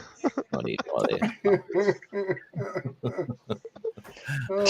Two of him on the screen is just too much, Matt. Don't do that again. Yeah, right. Like a kaleidoscope. Oh, come on. Chris Hope. Oh, Brett says Like you do all your roast editing on your phone. I do. It's a free app on Android. I think it's better with 3 monitors. Jim's drawing 4K black and white. It's surprisingly sharp in black and white. It's very nice. Have you ever done a video in black and white though? Yes, I have. I've actually seen some really good ones that came out really good like that. I'll just finish what I was saying. So I did this video. I did this video about this one. Don't cry, mate. It's okay. You can come back on. I did this video of my dad's car, right, the 64 bloody AP5. And in the middle of it, I did a black and white scene because there was this old pub and there was no other cars there. It was just my dad's car driving up the road. That was your dad. That was your dad's video. Yeah. No. Well, it was his car, yeah. So anyway, I made that black and white, and I introduced some grain into it, and some the lines and all that sort of shit, and some dirt into there and all that sort of shit. So I made it look like an old movie. It did a really good job of making it look like an original sort of old movie. Hey, I got a question, Matt. There you go. Recent short that you did in Rainbow Beach, is that from an old video? What did he say? Something Remo Beach, was that an old video? Rainbow Beach. Rainbow Beach. Oh, The short you just did, was that from like a year and a half ago? Part of the video? No. I was up near your place a week ago, mate. I just didn't tell you. Yes, it was from 2 years ago, Tim. I thought so. now when you did the black and white, did you do like the fuzz on the screen like an old school movie? Yeah. So I did Yeah. I introduced the dirt and the dust and all that sort of shit on the film itself, and DaVinci's got a couple of things in there that the plugins that you use to make it look like that. It's brilliant, and you can change how many there are, how thick they are, how thin they are, what angle they're in. Oh, it's mental. Yeah. Holy crap! What's going on with Tim's sound? The same thing as what happens every week. I think Matt goes in and fucks with his mic settings when he's not paying attention. Hey, how's the sound now? Is that better? Well, thing is, I just got into his IP address. Here we go. So where are you with the X3 quality issue, Matt? Did we get off that topic? Yeah, I'm gonna. I have an issue because I think it has something more to do with the quality of the studio app on the computer. Okay. Because when it renders off, that footage then becomes worse than ever. It's worse than what comes off the SD card. I got a question, Matt. I got a question. This will be even better than the last one. Go. Now, hold on. When you're capturing that footage on the 360, is it 4K that you're rendering it to? What did he say? I don't know how many times I've told you. Oh, okay. If he's saying that, but he's putting it on the 2.7 monitor. I don't know. Now, this is just me talking based upon digital is digital, and I'm sure Mr. Lovelady will verify this. Once something is in digital format, it does not decrease in resolution or it doesn't miss any ones or zeros. Am I correct in this? Yeah, you're correct. How does it degrade if all right, you did was transfer it over just from one drive to another drive? Okay, thank you, Drew. Unless it has to be an equipment issue. Yes. Because the actual footage itself doesn't degrade. I thought we already figured this out. It's Matt's crap computer and his cheap monitor. Well, I thought he admitted that when he said studio equipment, but then he said studio app. I thought he was going to say studio equipment. But that's why I had to get verification from Dennis that once you have something in digital format, it stays digital. The ones and zeros don't change It's the same quality on one side, and it should be the same quality other, unless the equipment you have is of lesser quality. Andrew? Well, his monitor. Hey, Andrew. Yeah, how I color grade, I put my footage into DaVinci, I go like this and press auto. Right? Yeah. Well, Tom might say it could be a codec issue, which means it's a hardware thing. You need to update your codecs on your system. My codecs. Yeah, on your GPU. You got to do technical for him there, Dre. You got to go through your GPU software. Tom, that's what I'm saying. We know the information cannot be degraded. So I didn't know that, Dre. Yeah, I mean, once something's in digital format, it stays in that format no matter how many times you transfer it over. Transferring's fine. Transferring's fine. But in any program, if you change the render settings, you can degrade that footage. That's a software and hardware issue on the next machine. Exactly. Not in the source material. Yeah, exactly right. Exactly right. And as I just said that to Dennis, though, once it renders off, the footage is even worse than what it was. So what? Right? Like I say, then you're answering your own question. It has to be the system. It's not the system, because I can render anything off, and it's superb. It's whatever produces that output, right? So in this case, that's DaVinci. Sorry, that's Insta360 Studio. No, in this case, that's Insta360 Studio. I did misspeak. Yeah, well, yeah. Okay. Nice save, Dennis. Nice save, Dennis. Nice save. I'm just trying to help him narrow it down. So, like I say, if you it is. I mean, that's what you're doing, right, Matt? Yeah, you're eliminating the obvious stuff, and you're trying to narrow it down to what the last issue could be at. Where's the last source of it at? It's going to be. Yeah. Yeah, that's right. But this is this black and white bit that I did. Oh, come on.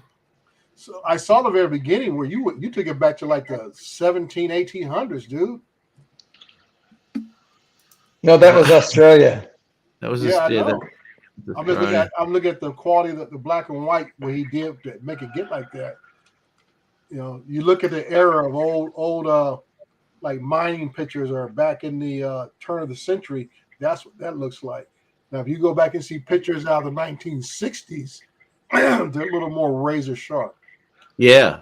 See, this, you can, and this is the thing you can do with this plugin as well, is you can change the amount of blur, right? So this isn't sharp because that's not what it's not what the camera's used to capture. So I'd agree, Mark. It's just it's got that little bit of blur in it, no sharpness to it. Yeah, and the film grain and all that shit going on. No cars in the area. That was good. That's a good thing. Yeah, man. Yeah, so I was pretty happy with that. And you can obviously put the bokeh in there as well, you know. I mean the whatever you call it. Anyway. Isn't that the video that you said you weren't going to put out, but we all told you? It was. I wasn't going to put it out. It was too bloody long. But anyway. told you to put it out. I loved that video. I thought it was great. Very enjoyable. It's had 643 views. That's all right. Where was that pub at? Does it look familiar? It was in a place called Marul. Marul. Yeah, down New South Wales. Yeah, I know Marul. Matt, share the screen. I'm going to show you guys Matt's graphics card. Now, Matt, if you add some RB. Oh my God! You can speed that graphics card right up. Man, that was the top range back then, man. Come on. Man. Well, I'm just saying, DaVinci might be having a little bit of problems with this graphics card. So what he has to do is take some RGB strips and put it on the side. Once he turns those lights on, it'll speed it right up. If you put LED on anything, it just modernizes it up, doesn't it? That's right. That's all you need is LEDs. Wow, dude. Oh dear. Them fighting words right there, Matt. I don't know, dude. That's them fighting words. I'm above all that, mate. You know, jealousy. You know, I don't buy into the bullshit. Yeah. It looks better than my graphics card. I was just going by what Mark said. He said it looks like your cheap graphics card just can't handle it. Well, dear me. That graphic card may have had about 640 gigabytes of RAM on it. I've got two of them though to run DaVinci, right? Side by side, joined with a piece of string. Is Margie on Wedgie? Yeah, Margie's on. Oh, really? Okay, Matt, shut it down. Time to go. Yeah. I've already done the Mac Bump ride. All right, what I'll do is I'll go like that, copy and paste that into the chat here. So if anyone wants to pop over to Margie's channel and just rate it, she loves it. She's very supportive, the old Margie. Just got that computer. That computer's not that old, is it?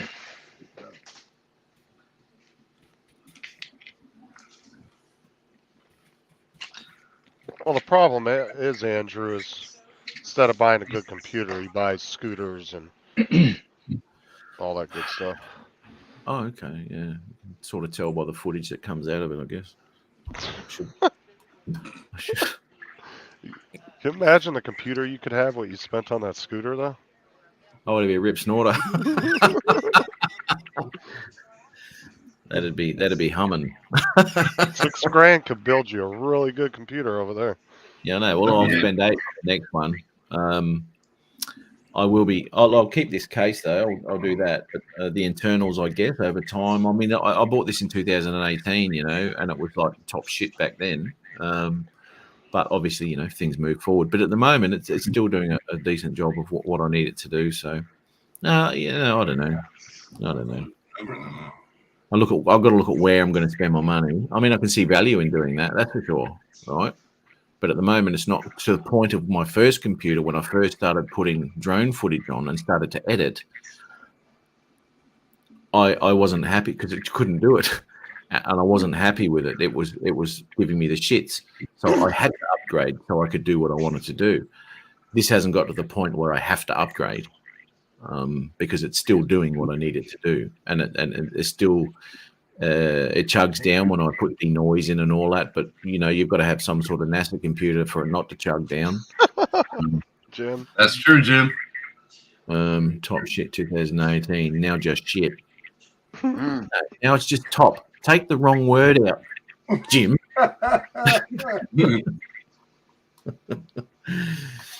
Yeah, goddamn. Oh, there's Margie. Oh, she's got the wind blowing through her hair again. Oh, damn me. Yes, she does. Hello, Margie. How you doing? Sorry. Here we go. There we go. A little bit of dancing through the old mother. Top shits. There you go, Peter. There you go. See? She's showing. We're cracking it again. Can't hear you, Margie. Hello, Peter. Can't hear you, Margie. Speak up. Oh dear. Yeah. But anyway, I'm sure I'll sort this shit out. That's Peter Carroll. Oh, here we go. Yeah, baby. What's going on there? Does Margie know her resolutions the wrong way? That's what I'm talking about. Come on. Her resolutions. She's gonna neck herself live. She's not in portrait mode. Oh, she is in portrait mode. Oh, that hurts. Oh. Whoops. Flip that hair back, girl. She knackered herself. Yeah. Starting to wonder whether Margie's not a Mikey. All right.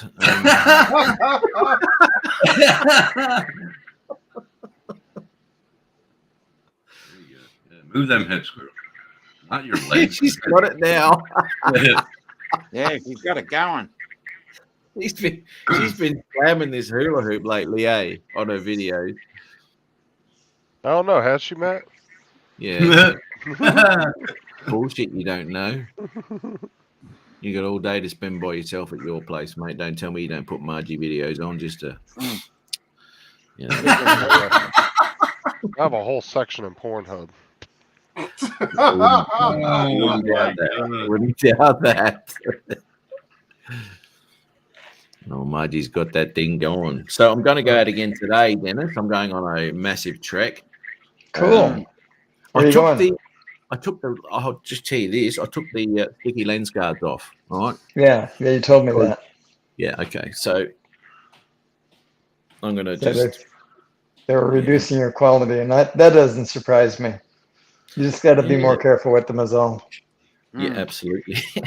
Absolutely, you do. Clean them up, make sure they're nice. But, I'll see how it goes today. Get some more footage going on. But I think most of the problem is with the app itself, because when I do put that footage into DaVinci, I can stuff it and make it look better. Right? That first video I did, remember that first one I did, Dennis, where I was stuffing about and I was going fast and I was flipping the cameras and doing all sorts of shit, right? That was in DaVinci. And okay, right. I remember that, yes. It looks fine. It looks absolutely fine. Yeah. But, when you're not editing it, you don't edit in DaVinci with this because you want to do Interactive 360, right? Well, I mean, that's your reason for not using DaVinci for this, right? Yeah, absolutely. Yeah. I wanted to put that interactive out, and right. And even if I'm watching it on my phone or anything like that, it's just normally if you put it on a phone, you won't pick any of the problems up. But if I can see it on my phone too. It's like, what? It's crapping on my iPad. Oh, it's shocking. Oh, shocking. Hey, Dre, you got another. There goes Margie's client. Like, what the hell is she doing? Yeah. Did you see that? Yeah, she's at work. Go back in her stream like 20 seconds. You've got two screens, haven't you, Dre? Yeah. Just go. 4K ones. 4K ones. Nat, just use the arrows on your keyboard and you can go back. Yeah. Hang on a minute. Even my camera's now is 2.7, but my monitors are 4K.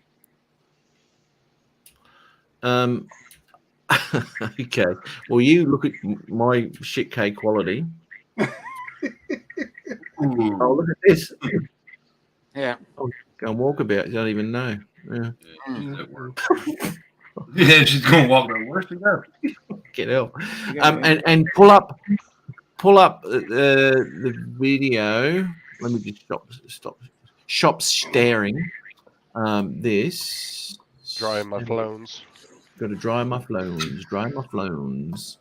And in the video, hang on, mate. In the video section on my is a second video in, and it's the interactive 360 video. And tell me what that looks like on your screen. Okay. Your name comes up first when I type it in. How nice. They must have been listening to you. No, it just goes to show how faithful of a person I am to this guy. Yeah. And and what am I looking for now? The interactive 360 video, Roma Street, Parklands, Brisbane. Yeah, that's the one. Yeah. Yeah. Yeah. Okay. You with the special ops gear? Yeah. Yeah. I'm on. I was on mission that night. Yeah. Oh, you should see when Mars is rolling with this 30. It came across as 4K. Yeah, but what's the quality look like? Well, the quality is going to be. Let me see. You're on the bike now, coming at me.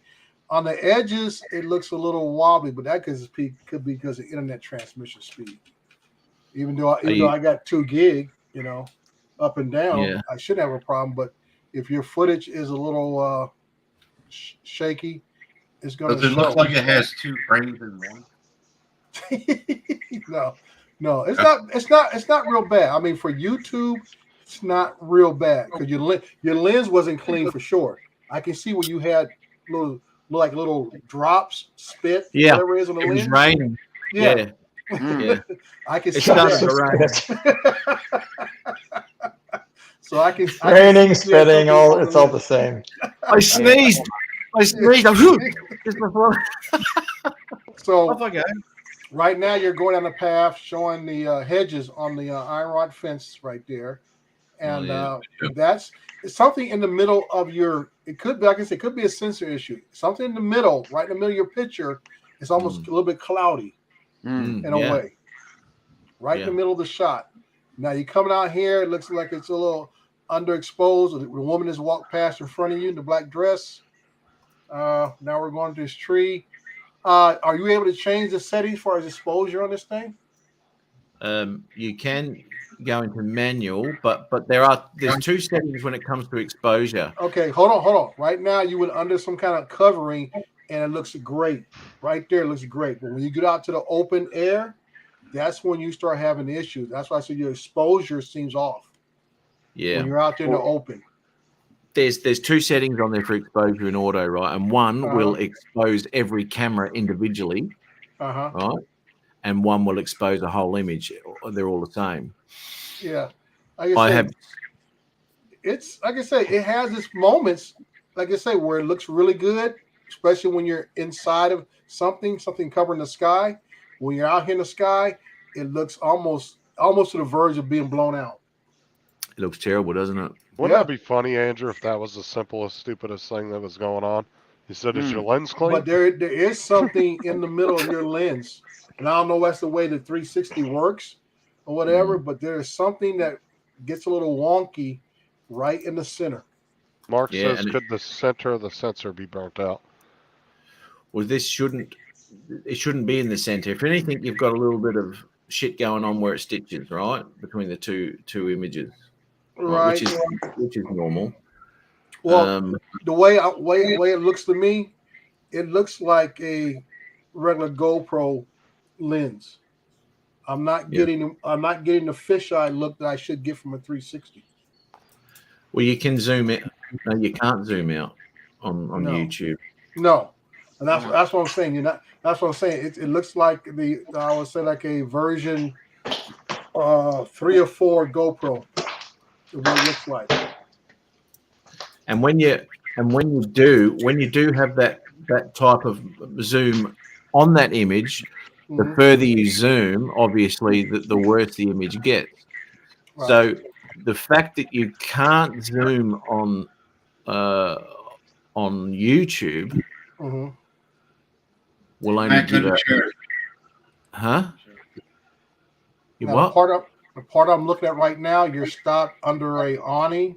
A lady has walked by going across a little footbridge, and it's a little dark there, but the contrast is nice. Essentially, Tar Heel doesn't. Now, like right now, your screen, you're going to go over this covering. The contrast is nice. Everything looks nice right there underneath that covering. When I saw it, it looked real nice. And then you come out. Now you come out of it. That's when you start looking up, and everything starts getting like underexposed.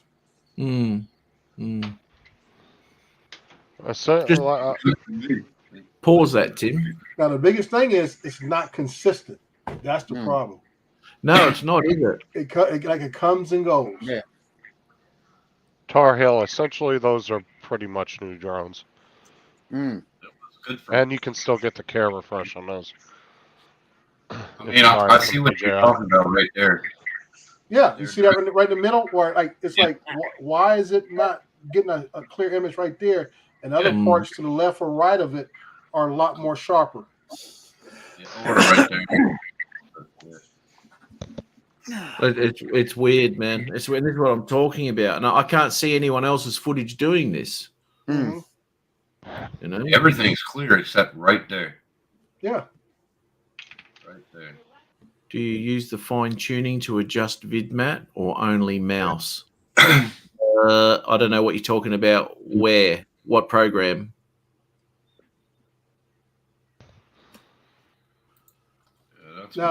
Now, once again, I can see it was not a bright sunny day or anything like that. Which I don't know anything with handheld cameras, because even my little pocket cameras I have on cloudy days, they get a little funky. But when it's a bright sunny day, they are razor sharp, clear. Contrast is nice and rich, and everything else. But like when it's overcast like this, it's like it throws the sensor off a little bit on them. Yeah, it was always right in the middle, though. But Matt, didn't you say when you saw the video, I mean, before you render it out, you didn't get you know, that pixelation. Tom, didn't you say you were going to piss your wife off? Yeah, well, deja vu here. So she told me it's too hot out right now to go out. So I know you guys are over 100 today, Tom. It got we're gonna be 111 here. 111, 112 over the weekend. So yeah, you know, but hey, it's a dry heat. That's right. So's the oven. Yeah, exactly. And that's exactly what it feels like you're walking into, Dennis. Yeah. But remember, it's a pension-friendly state. They don't tax my pension. So, yeah. Hey, there's always a trade-off somewhere in life. Hey, Matt, do you have any footage on a bright, sunny day on with this camera?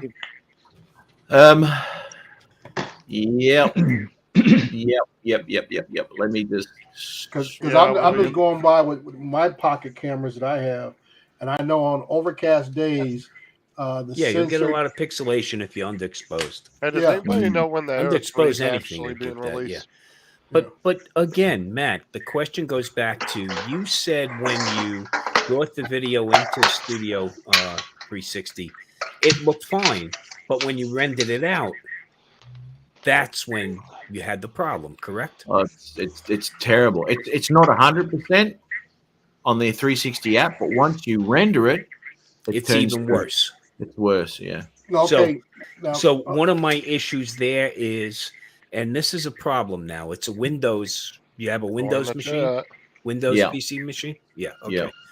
So we got a problem with freaking codecs on these machines. There's a conflict normally between your graphics card and the onboard processor, your CPU's GPU. Okay. That's where the problems, you know, and especially it depends on which Intel chip. If you have an Intel chip, they're more prone to that. So that's something to look at also. So you might, one of the things you might look at is through your graphics card, see if there's any firmware updates, you know, for your codecs.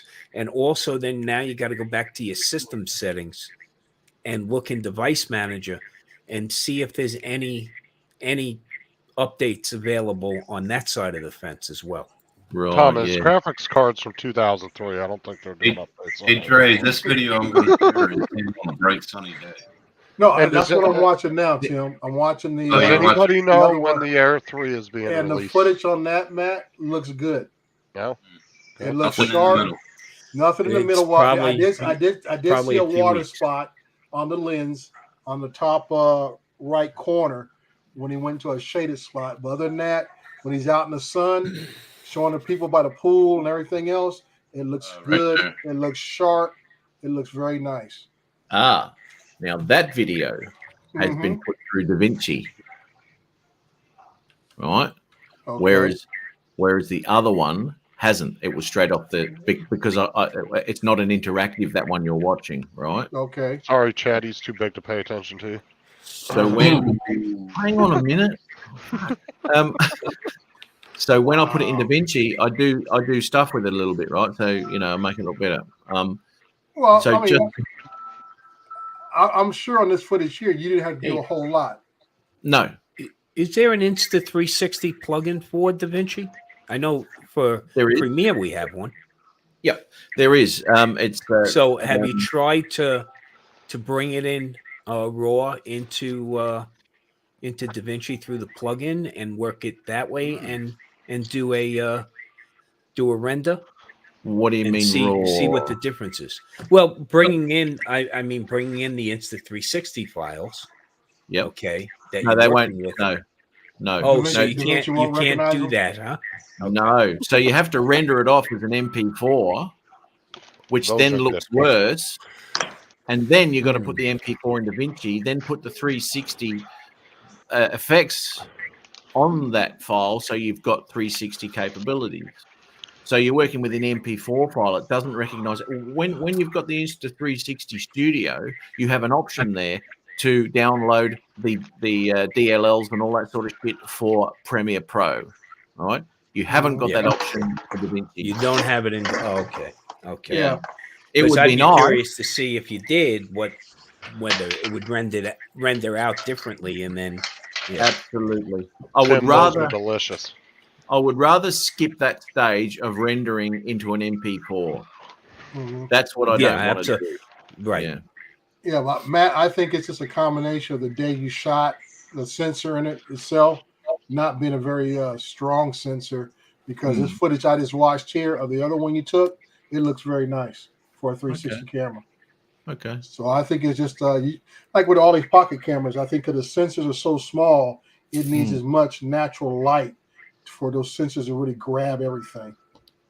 On an overcast day, like I said, I've shot on mine overcast day, and I'm like, what's wrong with the footage? The smaller the sensor, the more prone it is to pixel pollution, okay, so to speak, because the pixels are so closely packed together that you don't get the same discerning quality between them. And yeah, you're right. In a darker, more underexposed areas of the shot, you can have, pixelation. Now, you can run that through, and again, it's actually, you'd have to buy a piece of software. It's called Video AI. I talked about it before, where I upsample. If you brought it into Video AI and you did a denoise on it, I wonder, or bringing in, do you have that capability to denoise in DaVinci? Oh, absolutely. Yeah. So I would try to run a denoise filter through there, see if it makes any difference at all. We'll see this but here. Again, it's not. See here, I'm going back to the point of, you mentioned before, Matt, that the audio was also choppy at those same sections.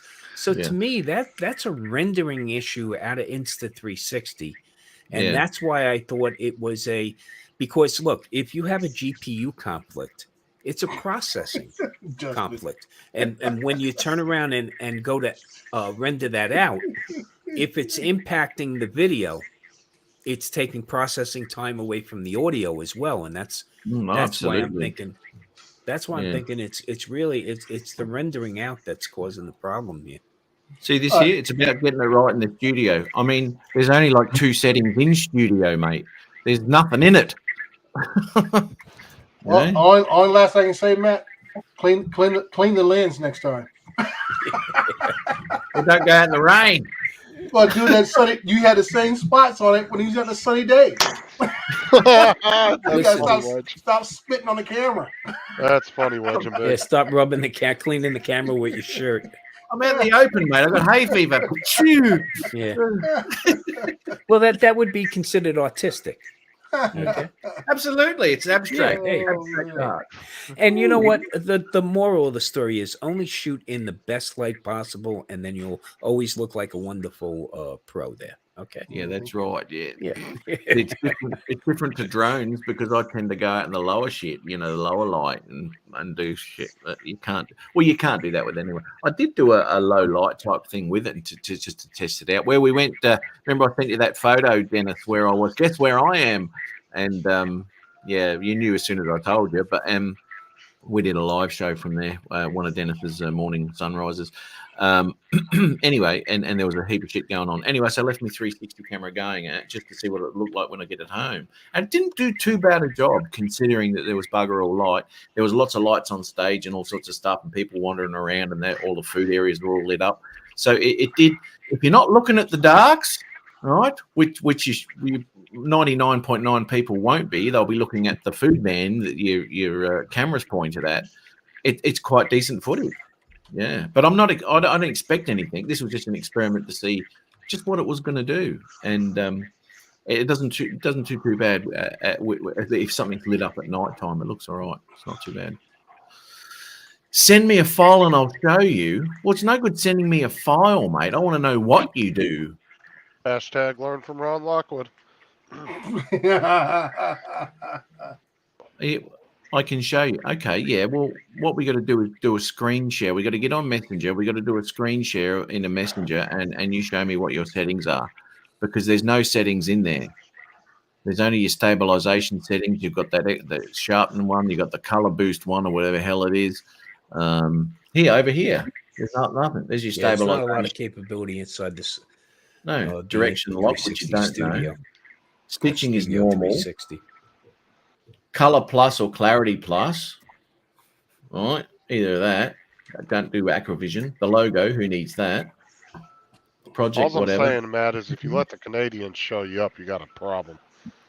Well, I can't see what you could do in this app to make the image look any better. I don't know. Send it to the Canadians, see what they can do. Well, it's a bloody big file, mate. I don't know where I'm going to send that. It's huge. Send it through Google, or just send a portion of it. Don't send See, the now whole look at thing. this. Actually, look at this, right? That looks pretty decent. Holy shit. It's not easy to send a portion of Insta360 files though. Or you Just can send it have through them useful. Dropbox, can't you? Well, What I'm yeah, saying is if you take a portion, how are you going to cut it? No, I'm saying he can take the whole look at the file. size of these files, mate. Send it through Dropbox. Holy hell. Or You're send going it through Google you're going to Drive. fund the Dropbox? Look at Those this. things are huge. 11.264.000. You won't be putting that in the Dropbox, brother. And you need 2 of those to make the video. You do. Yeah. Aussie's always trying to make things look better. Those kilobytes, it's like a half gig. Yeah, right. Do you know what? This footage doesn't look too bad. I had a duck there, by the way. Fucking lucky I looked. Yeah. That doesn't look too bad. Oh, I might put that video out. That was from the other day. Look how beautiful day it was. It was Mark, I think that's too complex for him. That's like not bad. Dropbox? I want to go to the room. Remember MySpace.com? That was before Dropbox. Just drop it into Messenger and shoot it over to him. Keyframe. Keyframe. Hang on a minute. What's he on about? Keyframing. Keyframe. Keyframe. Yep. Okay, what do we got here? I can show you, Matt. Yes, keyframe. Not there, in keyframe. What's keyframe? It's no good telling Brett you. said video looks great until you turn it to your face. Yeah. It's covered up. It's covered up, you moron. Well, Matt, keyframe? don't feel bad, Matt, because Mars with his 30 buddies look like a special ops group running across the outback on one wheels. So yeah, they do, don't they? Yeah, impressive. As I go screaming past them, and their little slow little bikes. Where's the keyframe? Keyframe. Keep saying keyframe. Where's keyframe? He said the plus sign. Plus sign. That on the left. The plus sign on the left where there's no plus sign. Right there, the plus sign. Right there. That. Yes. Yeah. What about it? Why put a keyframe in? I don't know. You say okay. Well, if you so when you're going down that bike trail and you're spinning around to yourself, you got a bit of a stutter there.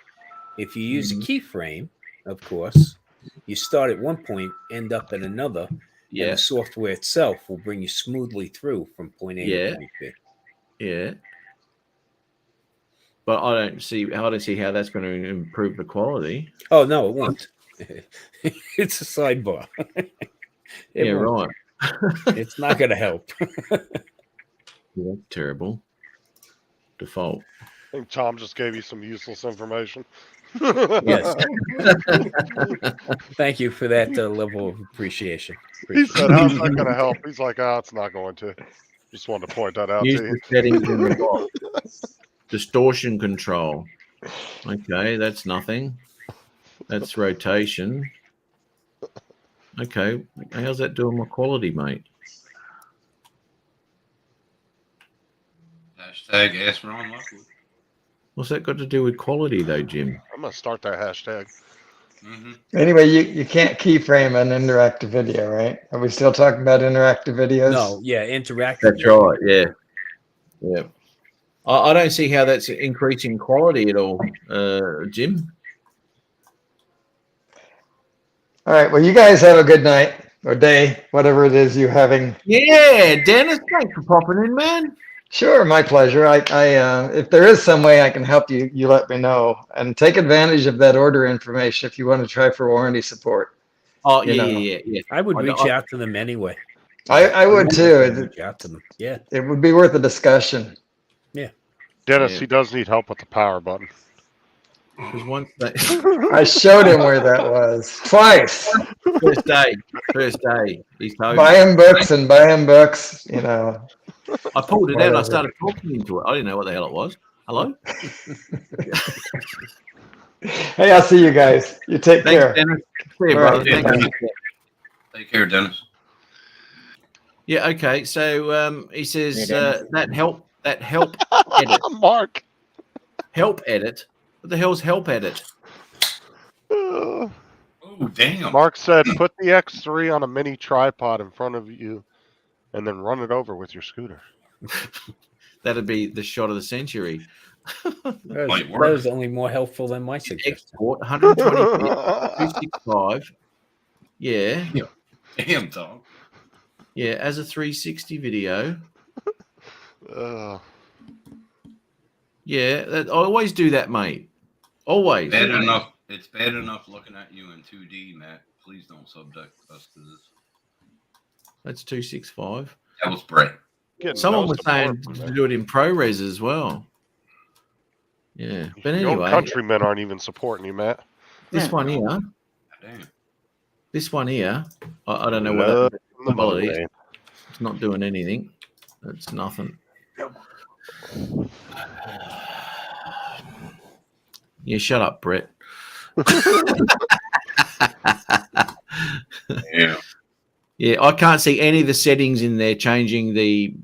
I mean, even if you pump, even when I pump that up to 200 bit, when I'm doing my render, I pump the bit rate there to 200 as a 360 video. Same resolution, takes 265. I've even rendered off at ProRes to see what that'd do. Anybody know what the price range of their 3 will be, roughly? It'll be No. cheap. It won't be as good as the Mavic. I'd say to be more than the mini series, but lower than the Mavic 3 Pro. So Yeah, you need- wait till you add that new controller yeah, and the fly Will it be more a bit third? and how much you want to bet. I think Australian dollars, you're probably looking at least 2,000. Well, how No. much of an upgrade could that thing be, but being between the Air 2 It's going to be a dual and the lens. Mavic 3 Classic? Will it be a 4/3? No, it's going to be it's going to be a dual lens, but again, it'll be a smaller sensor. Okay. Now, Well, would he be better off just going ahead and going with an Air 2S then? You think, or No, I mean, look, you know, depends what whatever you're they coming come out from. with is gonna is. I guess is gonna whatever you have wanna some great spend, bro. capability. It's what you Hey, Dave. It's what's in your budget. see, now the thing is, I right, agree. even if it comes out with a 1-inch sensor and all it's going to do is two cameras on it, right? Now, in my mind, they've made a mistake with the original Mavic 3, right? That camera's just a waste of time for 99% of the people who use it. They've used it a couple of times going, this is fucking cool, and they never use it again, right? Explorer mode. Yeah, you know. So to me, that dual camera, and this is why I never jumped on it to start with, because it was a waste of time. I said, I'm not going to do that. I'm not going to buy that. Always wait for the next iteration of the greatest thing. Yeah. Right? Yeah. So I did. Now, William, take that with a big grain of salt because he can't even figure out a camera that size. Yeah. So Hang on. Who's saying what? I think I the was best telling drone I you. had, was the Phantom 4B2.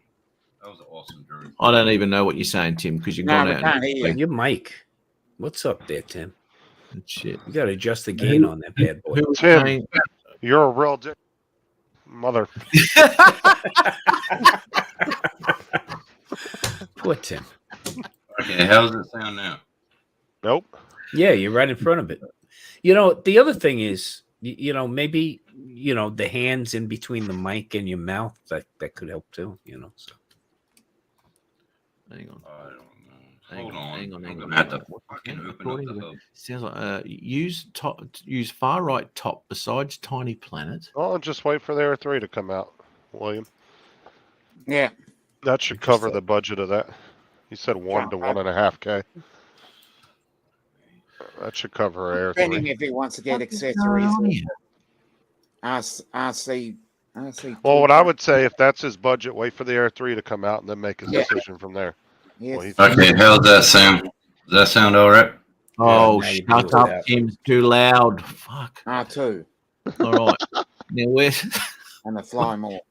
where's Tiny Planet? He's mentioning this Tiny Planet thing. Where's Tiny Planet? On your okay, so when you're in your timeline and you drop the footage in the timeline and you click on that dot and now you're up in it right now. It looks like. Is that better? Yeah, so No, but what does that have to do with I don't know what he I don't know why in these well, settings that allows you to frame it in a linear format or a Tiny Planet format, zoom in and out. Of course, too much zooming in is definitely going to degrade an image when you render it out. But you know, another good point, Mark. I don't know what he's. I don't know what he wants with that. Keyframe. Yeah, keyframe's got nothing to do with. Not when you render out, though. No. It's not going to impact. It's not going to impact the rendering issue. No, the only render settings you've got, as I showed you, is you can send the reframe. Hang on, where are we? I'll share that there. You can send the exported reframe video, which if you wanted to do that, or export the 360 as an MP4. So you exporting to 264 or 265? 265 normally. Okay, and that's where that's why I think it's a codec issue. That's if you render out that same file as 264 and you look at it, do you have the same quality issues compared to the 265? I shall do an experiment on that because I haven't done either of that yet, but I have done ProRes, and that was poo. But anyway, that's. But I'll try that because the 265 obviously is the replacement to 264. Yeah. The only problem is again, the codecs are slow to catch up with some of the issues that 265 presented. So. You know, if you render it out in both and you compare them and it's coming out clean in 264, then it's definitely a codec compatibility issue with the rendering engine coming out of Studio 360. Yeah, I know. But I mean, look at Jim's here. Look, don't use far left. Okay, far left to what? Don't use far left. What, my other screen? Because that's the furthest left I can go. I don't know what the hell he's talking about.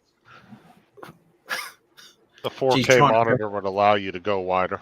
The Air 3, of course, is a total update to the Air 2S. Tar Heel. Yes, I have, Mark. I've used 2 different SD cards just to check that out. Oh, yes, far right. Right. Okay. I just got to go the far right now. Oh, that makes sense because I can't use far left apparently. I don't know. I thought we weren't talking about politics here. Exactly. No politics. I think the program is woke. Yeah.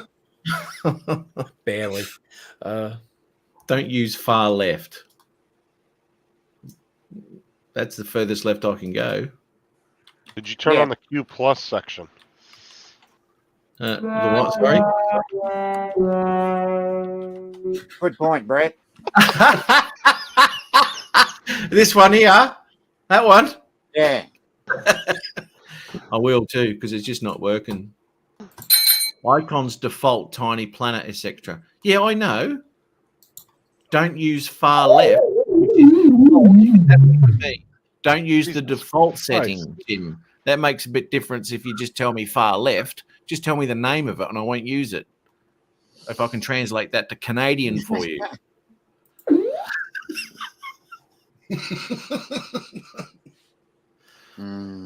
Children. Crystal ball, Tiny Planet, natural view. So what do you use? Jim? Natural View, Tiny Planet, Crystal Ball, but you don't use default. Is that what you're saying? You don't use default? I don't know what he's talking about. Yeah, sucks. Let's just put it that way. These two are being fucking nightmares. Yeah, they're all gone. Fuck off, Justin. You're laughing. I don't give a shit. Isn't me doing it? Yeah, it's normal. It is. It's the child in the group. It'll be Tim Jackson.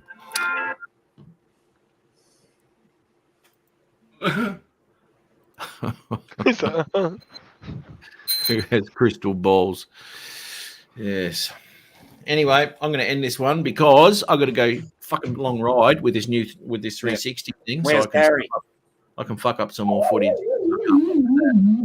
Okay, so Drone XL says that the Air 3 Fly More combo with the brand new RC2 I'm not going. will run at let's see, $2,200 Australian, $1,500 US, and 1,100 euro, 1,100 pounds actually. Oh, 1,300 euro. So we're getting reamed down here, I tell you. yeah, get That's your coming to us deep in your tomorrow. pocket. That's coming us some.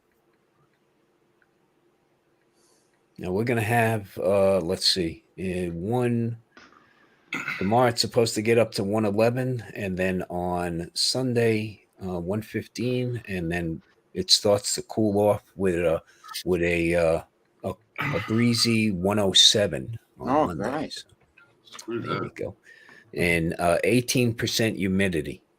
Oh, that's better. Yeah. Makes it a little better. Makes it a little better. Also, the remote start on my car, on my truck, makes it a lot better. Okay. That and get the air conditioner on straight away. Yep. And then go out. Yep. And don't ever lose them keys because they're expensive to replace. Holy crap. I use the phone now for the truck. To replace what keys? The key that you got. Key fobs? Yeah. No, I'm still waiting. You can buy a programmer for like $50 and just do them yourself for super cheap. I'm waiting for my second key from Toyota for my Tundra. They say another month and a half. I only got the truck 3 months. There's actually a guy on YouTube that tells you how to do it. You can make your own for under $100. Oh, you got? Yeah. Wait, Tom, you got a new truck? Yeah, I got a Toyota Tundra, the new twin turbo. It's a V6 and it's got money power. And of course, right after getting the new truck, of course, I got a new RV to go with it. So I traded in the old RV. Spend that retirement. But we're going to Flagstaff next week.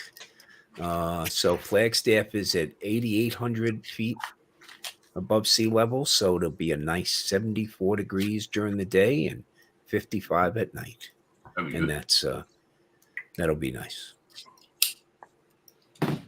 Taking our little 5-star hotel suite with us. All right. So Matt, do we narrow it down to what your issue is? I don't think that was all that. You need a new computer. I thought that was all of us. Yeah. Out of all that, I don't think you figured out one damn thing. No, it hasn't. I have actually. I definitely have because Figured out how to close a file out. That's about it. It's shut your fucking neck off for 2 seconds. I'm talking, right? Right now, we did sort it out, and Tom pointed out the varying lighting conditions, being dark and light, not good. Not a good combination with that camera. It doesn't know what the fuck it's doing. It doesn't have the dynamic range that you're expecting. Yeah. Yeah. It doesn't have the dynamic range you're expecting with your drones. So that's definitely not your 3. Yeah, 3 Pro. So in a lighter situation, which I had in a couple of videos here, I can see the difference because I took all this footage, but I haven't looked at it yet. The older stuff that I've been working with, and it's been pooey because I've had cloud and light and all this sort of shit. This here, I'm looking at some the footage there where it's well lit, and it doesn't look too bad. But in saying that, I haven't rendered it yet. I haven't rendered it off yet. So, because I got some great results from it. I mean, as far as it being sharp and all. Well, like I said, if he's in the ones I saw where he was in the bright daylight were fairly sharp pictures. It's just the ones he showed at first in the overcast days, there was a lot of issues, pixelation and blur and all this kind of stuff. Plus, with a dirty lens, doesn't help. Yeah. What if he just shined a flashlight in front of the camera? Yeah, I'll get one of those. I'll get the Firehouse, right, and see if we can fuck it right up. I'm going to share my screen. I'll show you. I got a little. I'll just grab a little 10 seconds here. Strap a Firehouse on the front of it. I have to go. Everyone have a great night. Give me the good stuff before I go. Oh, hang on. All right, he needs the good stuff before he goes. So I'll just play this. All right. If your pathetic channel's smaller than me, let me give you a mad bump. And if your channel's doing pathetically, let me give you a mad bump.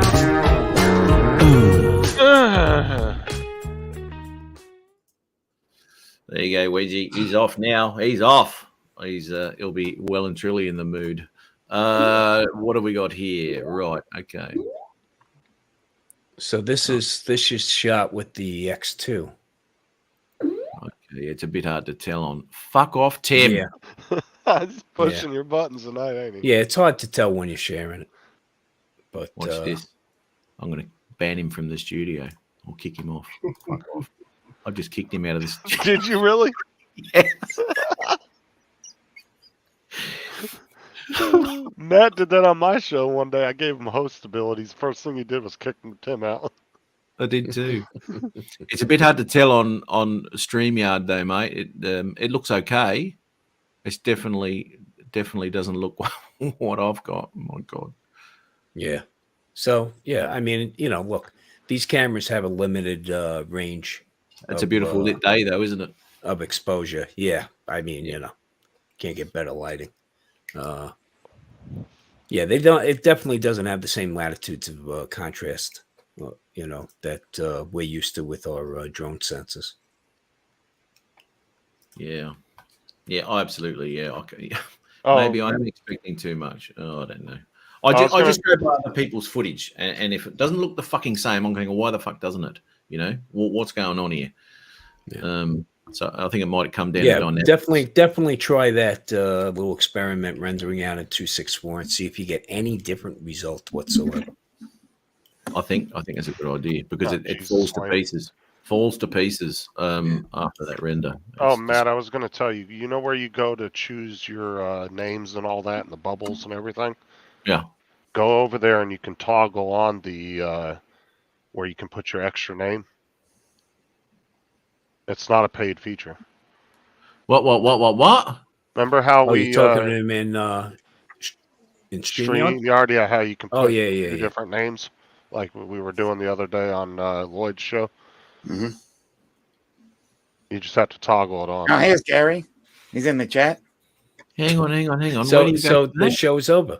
Go over to where you do your names, where you choose the bubble, the different bubble shapes and all that for the names. And you can change it. Where the hell do you do that? Shit, hold on. Bubble names? Hold on a sec. I think it's under brand, no? Oh, is it over here in banners? Probably. Or brand.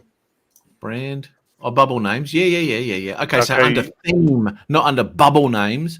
Well, no, I said where you go to do the bubbles. So you can change the color of the people's names as well. And then you can also toggle on the thing where you can put the secondary name. Show headlines? Yep, there you go. Yeah, see? Oh, Trey hasn't got one. Trey hasn't got a name. Yeah. There you go. I was going to tell you because I figured that out when I was screwing around with StreamYard the other day, that it's not a paid feature. So. Oh, look at that. If it's not free, Matt ain't having it. But don't make it so basic. I mean, change the color, change the shape of the names. What? That's like the. There you go. That looks better. How about that? Then you can change the background color of the names too. I like minimal too. That's good. Yeah, that's nice. I like that. I do. You can see more of the screen now. So, and the headline. Put the headline underneath. Yeah, okay. That's not too bad. That's not too bad.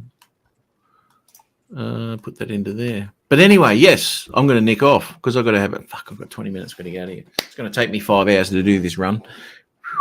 And then I've got to go shopping, get ready for work. That sucks. To Facebook out. New tab off. Morning catch up. Anal there. We've got that catch up with a K. Yes, it's beautiful on pies and other sort of condiment you can put on. Hold on, you put ketchup on pies? Yes. Yeah, their pies have meat in them. Okay. Yeah. Oh, okay. Yeah. We're not talking good old American apple. No, pie. we're not talking coconut It's a meat pie. Yes, Gary. Oh, there he is. The show's over. Yeah. Yeah, we've got to have him. I was here a couple hours ago and you had 30 likes. Now you got 29. What's going on? I'm showing 28, actually. People don't like it. Sorry, mate. Yeah, so what's going on? Where are you going? I've been dipping it. I'm going on my scooter. I came back from the kitchen to get a drink, and you said you were going to nick off. What's the problem? Stop. Not. Well, you're back. That's the problem. He was waiting for you, Gary. Yeah, just waiting for you.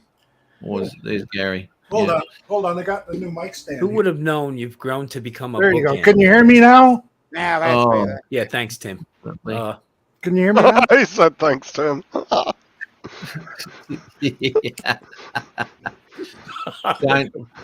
Don't talk to Tom like that, Tim. That's not very nice. Yeah. I mean, Too close. I think he got a little bit upset. He got kicked out. Well, he's, for once in his life, someone's taking me seriously. So I went and watched the football game, and then I came back, and the next thing I know, you say you're nicking out. What's going on? Where are you going? Yeah, busy, mate. I'm going on my scooter. I'm going for a ride. I'm going to take some more footage with my X3 camera. You got to take care of those tires, because you know what they're like to fix, Oh, this shit fucking things. Yeah, always watching where I'm riding. Yeah. Pain in the ass. You're going to do FPV while you're on the scooter? No, mate, no. Come on. Yeah. Ride the scooter with goggles on. Yeah, baby. Yeah, baby. First, work out those other senses you have, Matt. Yeah. Okay. Got a heightened sense of hurt. Well, damn, Brett. Talking about sense. Do you know what the CNIB is in Canada? More crappy footage to look forward to. The Canadian National Institute for the Blind. Oh, okay. What was that, mate? The Canadian National Institute for the Blind. Right? Yeah. Worthy charity. I went there to get a haircut. Look at the mess, eh? I know that's obvious. Yeah. Get a blind haircut. Tell me what your bikini line looks like. Oh. It's like a deep, dark Canadian forest. Yeah. Yeah. Isn't that burning right now? There's bears in there.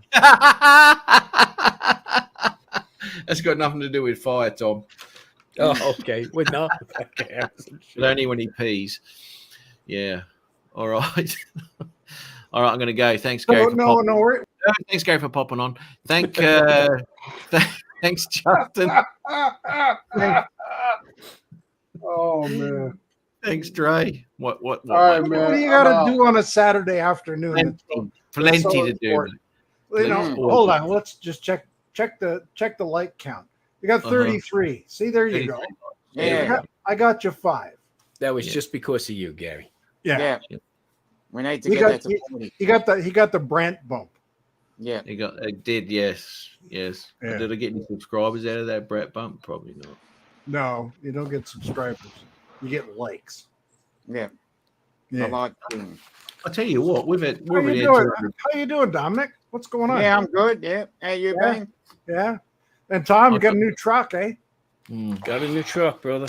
Oh man, I tell you, them Toyotas. Adventuring around the great United States. Oh Yeah, William. I've got my Toyota adventuring around Canada. I put a whack of miles on it this week. I think this is a conversation for you two to ring each other and just. I've been we're catching up, Matt. We're I noticed. Yeah. Gary's Well, always you got nowhere to go. You're retired. right at the end. Yeah, okay. Catches up at the wrong time. I got nowhere to go. I'm retired. Yeah, me too. How did you ever find time to work? How do you ever find time to work? That's exactly. great. Yeah, I can't figure that out. I can't. Did you ever get on to come on right at the end, Gary? Seriously. No, I was watching a football game. Oh. Ottawa and Edmonton. Well, we'll go back and watch the replay. See them. All right. Thank you very much, Tom. Thank you, Tom. Thanks, Justin. Thanks, Dominic, for popping in as usual. Great to see everyone. Thanks for your 2 cents there earlier, Tom, too. Justin had nothing to say. He doesn't understand what's going on. And, oh, God, he sounded like Tim right there for a second. What did I just drop in? Yeah, you might. Tim didn't pop back in. Tim didn't pop back in. Oh, no, he said he called you a hashtag what? Hypocrite. Hypocrite, yeah. Yeah. That's right. Yeah. No. Hello. I don't think I've ever thrown him out the green room before. Actually, once you do that, can they? I didn't ban him. No, I just threw him out. No, on Zoom, sometimes it will. And that's why I told you that night not to do that. And what did Matt do? He's like, nope, kick, boom. Because sometimes with Zoom, if you kick somebody out of the green room, they can't come back in the same session. Yeah, but for Tim, he was actually able to that night, surprisingly. Okay, well, I've see when I do this, it kicks from studio, right? So it kicks them from the studio, but doesn't ban them from the studio. No, you've got to physically. StreamYard's different than Zoom. No, you gotta. Yeah, okay. I'll stop. Yeah, sorry. JDS has given me all sorts of great ideas for my bloody video, so I'll have to stop copying him. I'll tell you what. All right, we'll see you later. Yes, Mark, the farts have gone. Took a couple of hours. Yeah, no worries. See you, mate. See you, Dominic. See you, Tom. And I'll just drop. And thanks, everyone in the chat once again for popping in. Fantastic. Hope to see you all again next week. So have a great weekend. Have a greay week. And we get to do all again next week. I'll add that. Here we go.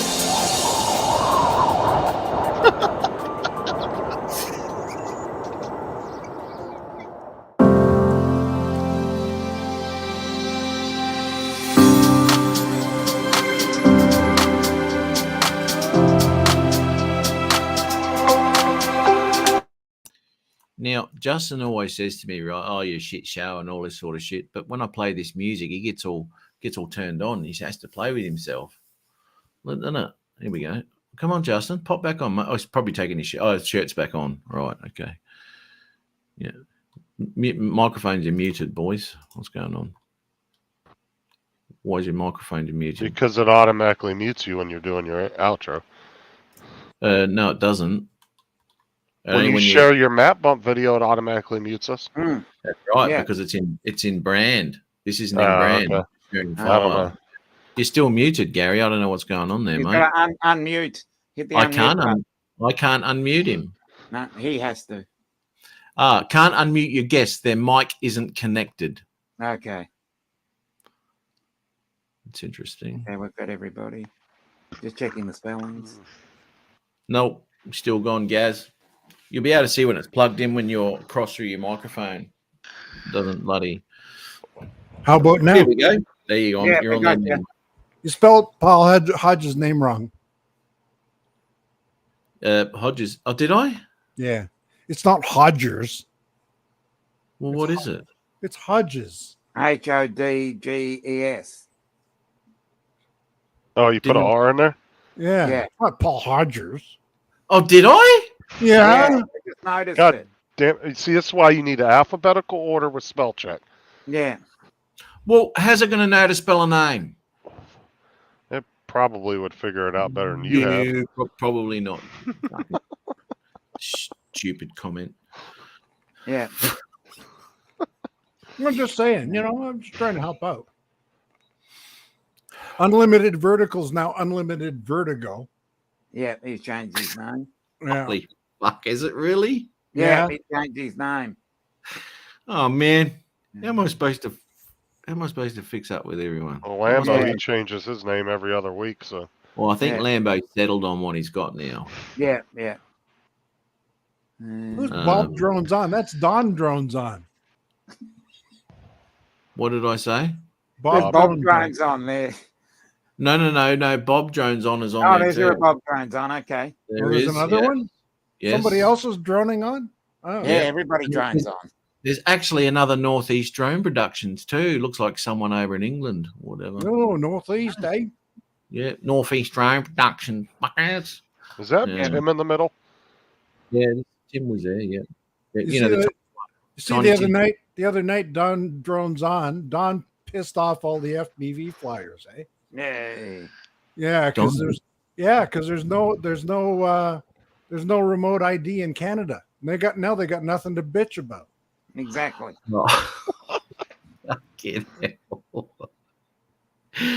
Screw remote ID. Oh, we don't have it in Canada. Oh, Jim's I'm not going to comply. So was this just a test of the outro or what? Thanks, Jim. Jim's changed his name to Droning Jim now, not Jim's Droning. So where are you going on your scooter? Oh, nowhere. I'm going. Fuck. Dickhead. All right, got to roll. Thanks, everyone. Catch us later. I'm just going to drop out. You know what I do down there, don't you, boys? Thank you very much. Remove that there. Bye, all. He's right. My hair is a bit of a mess, isn't it? Looks like I've had, but fucking hell. Could have told me that earlier, Justin. Jesus. All right. See you all later. Bye-bye. Thanks. End stream. Bye.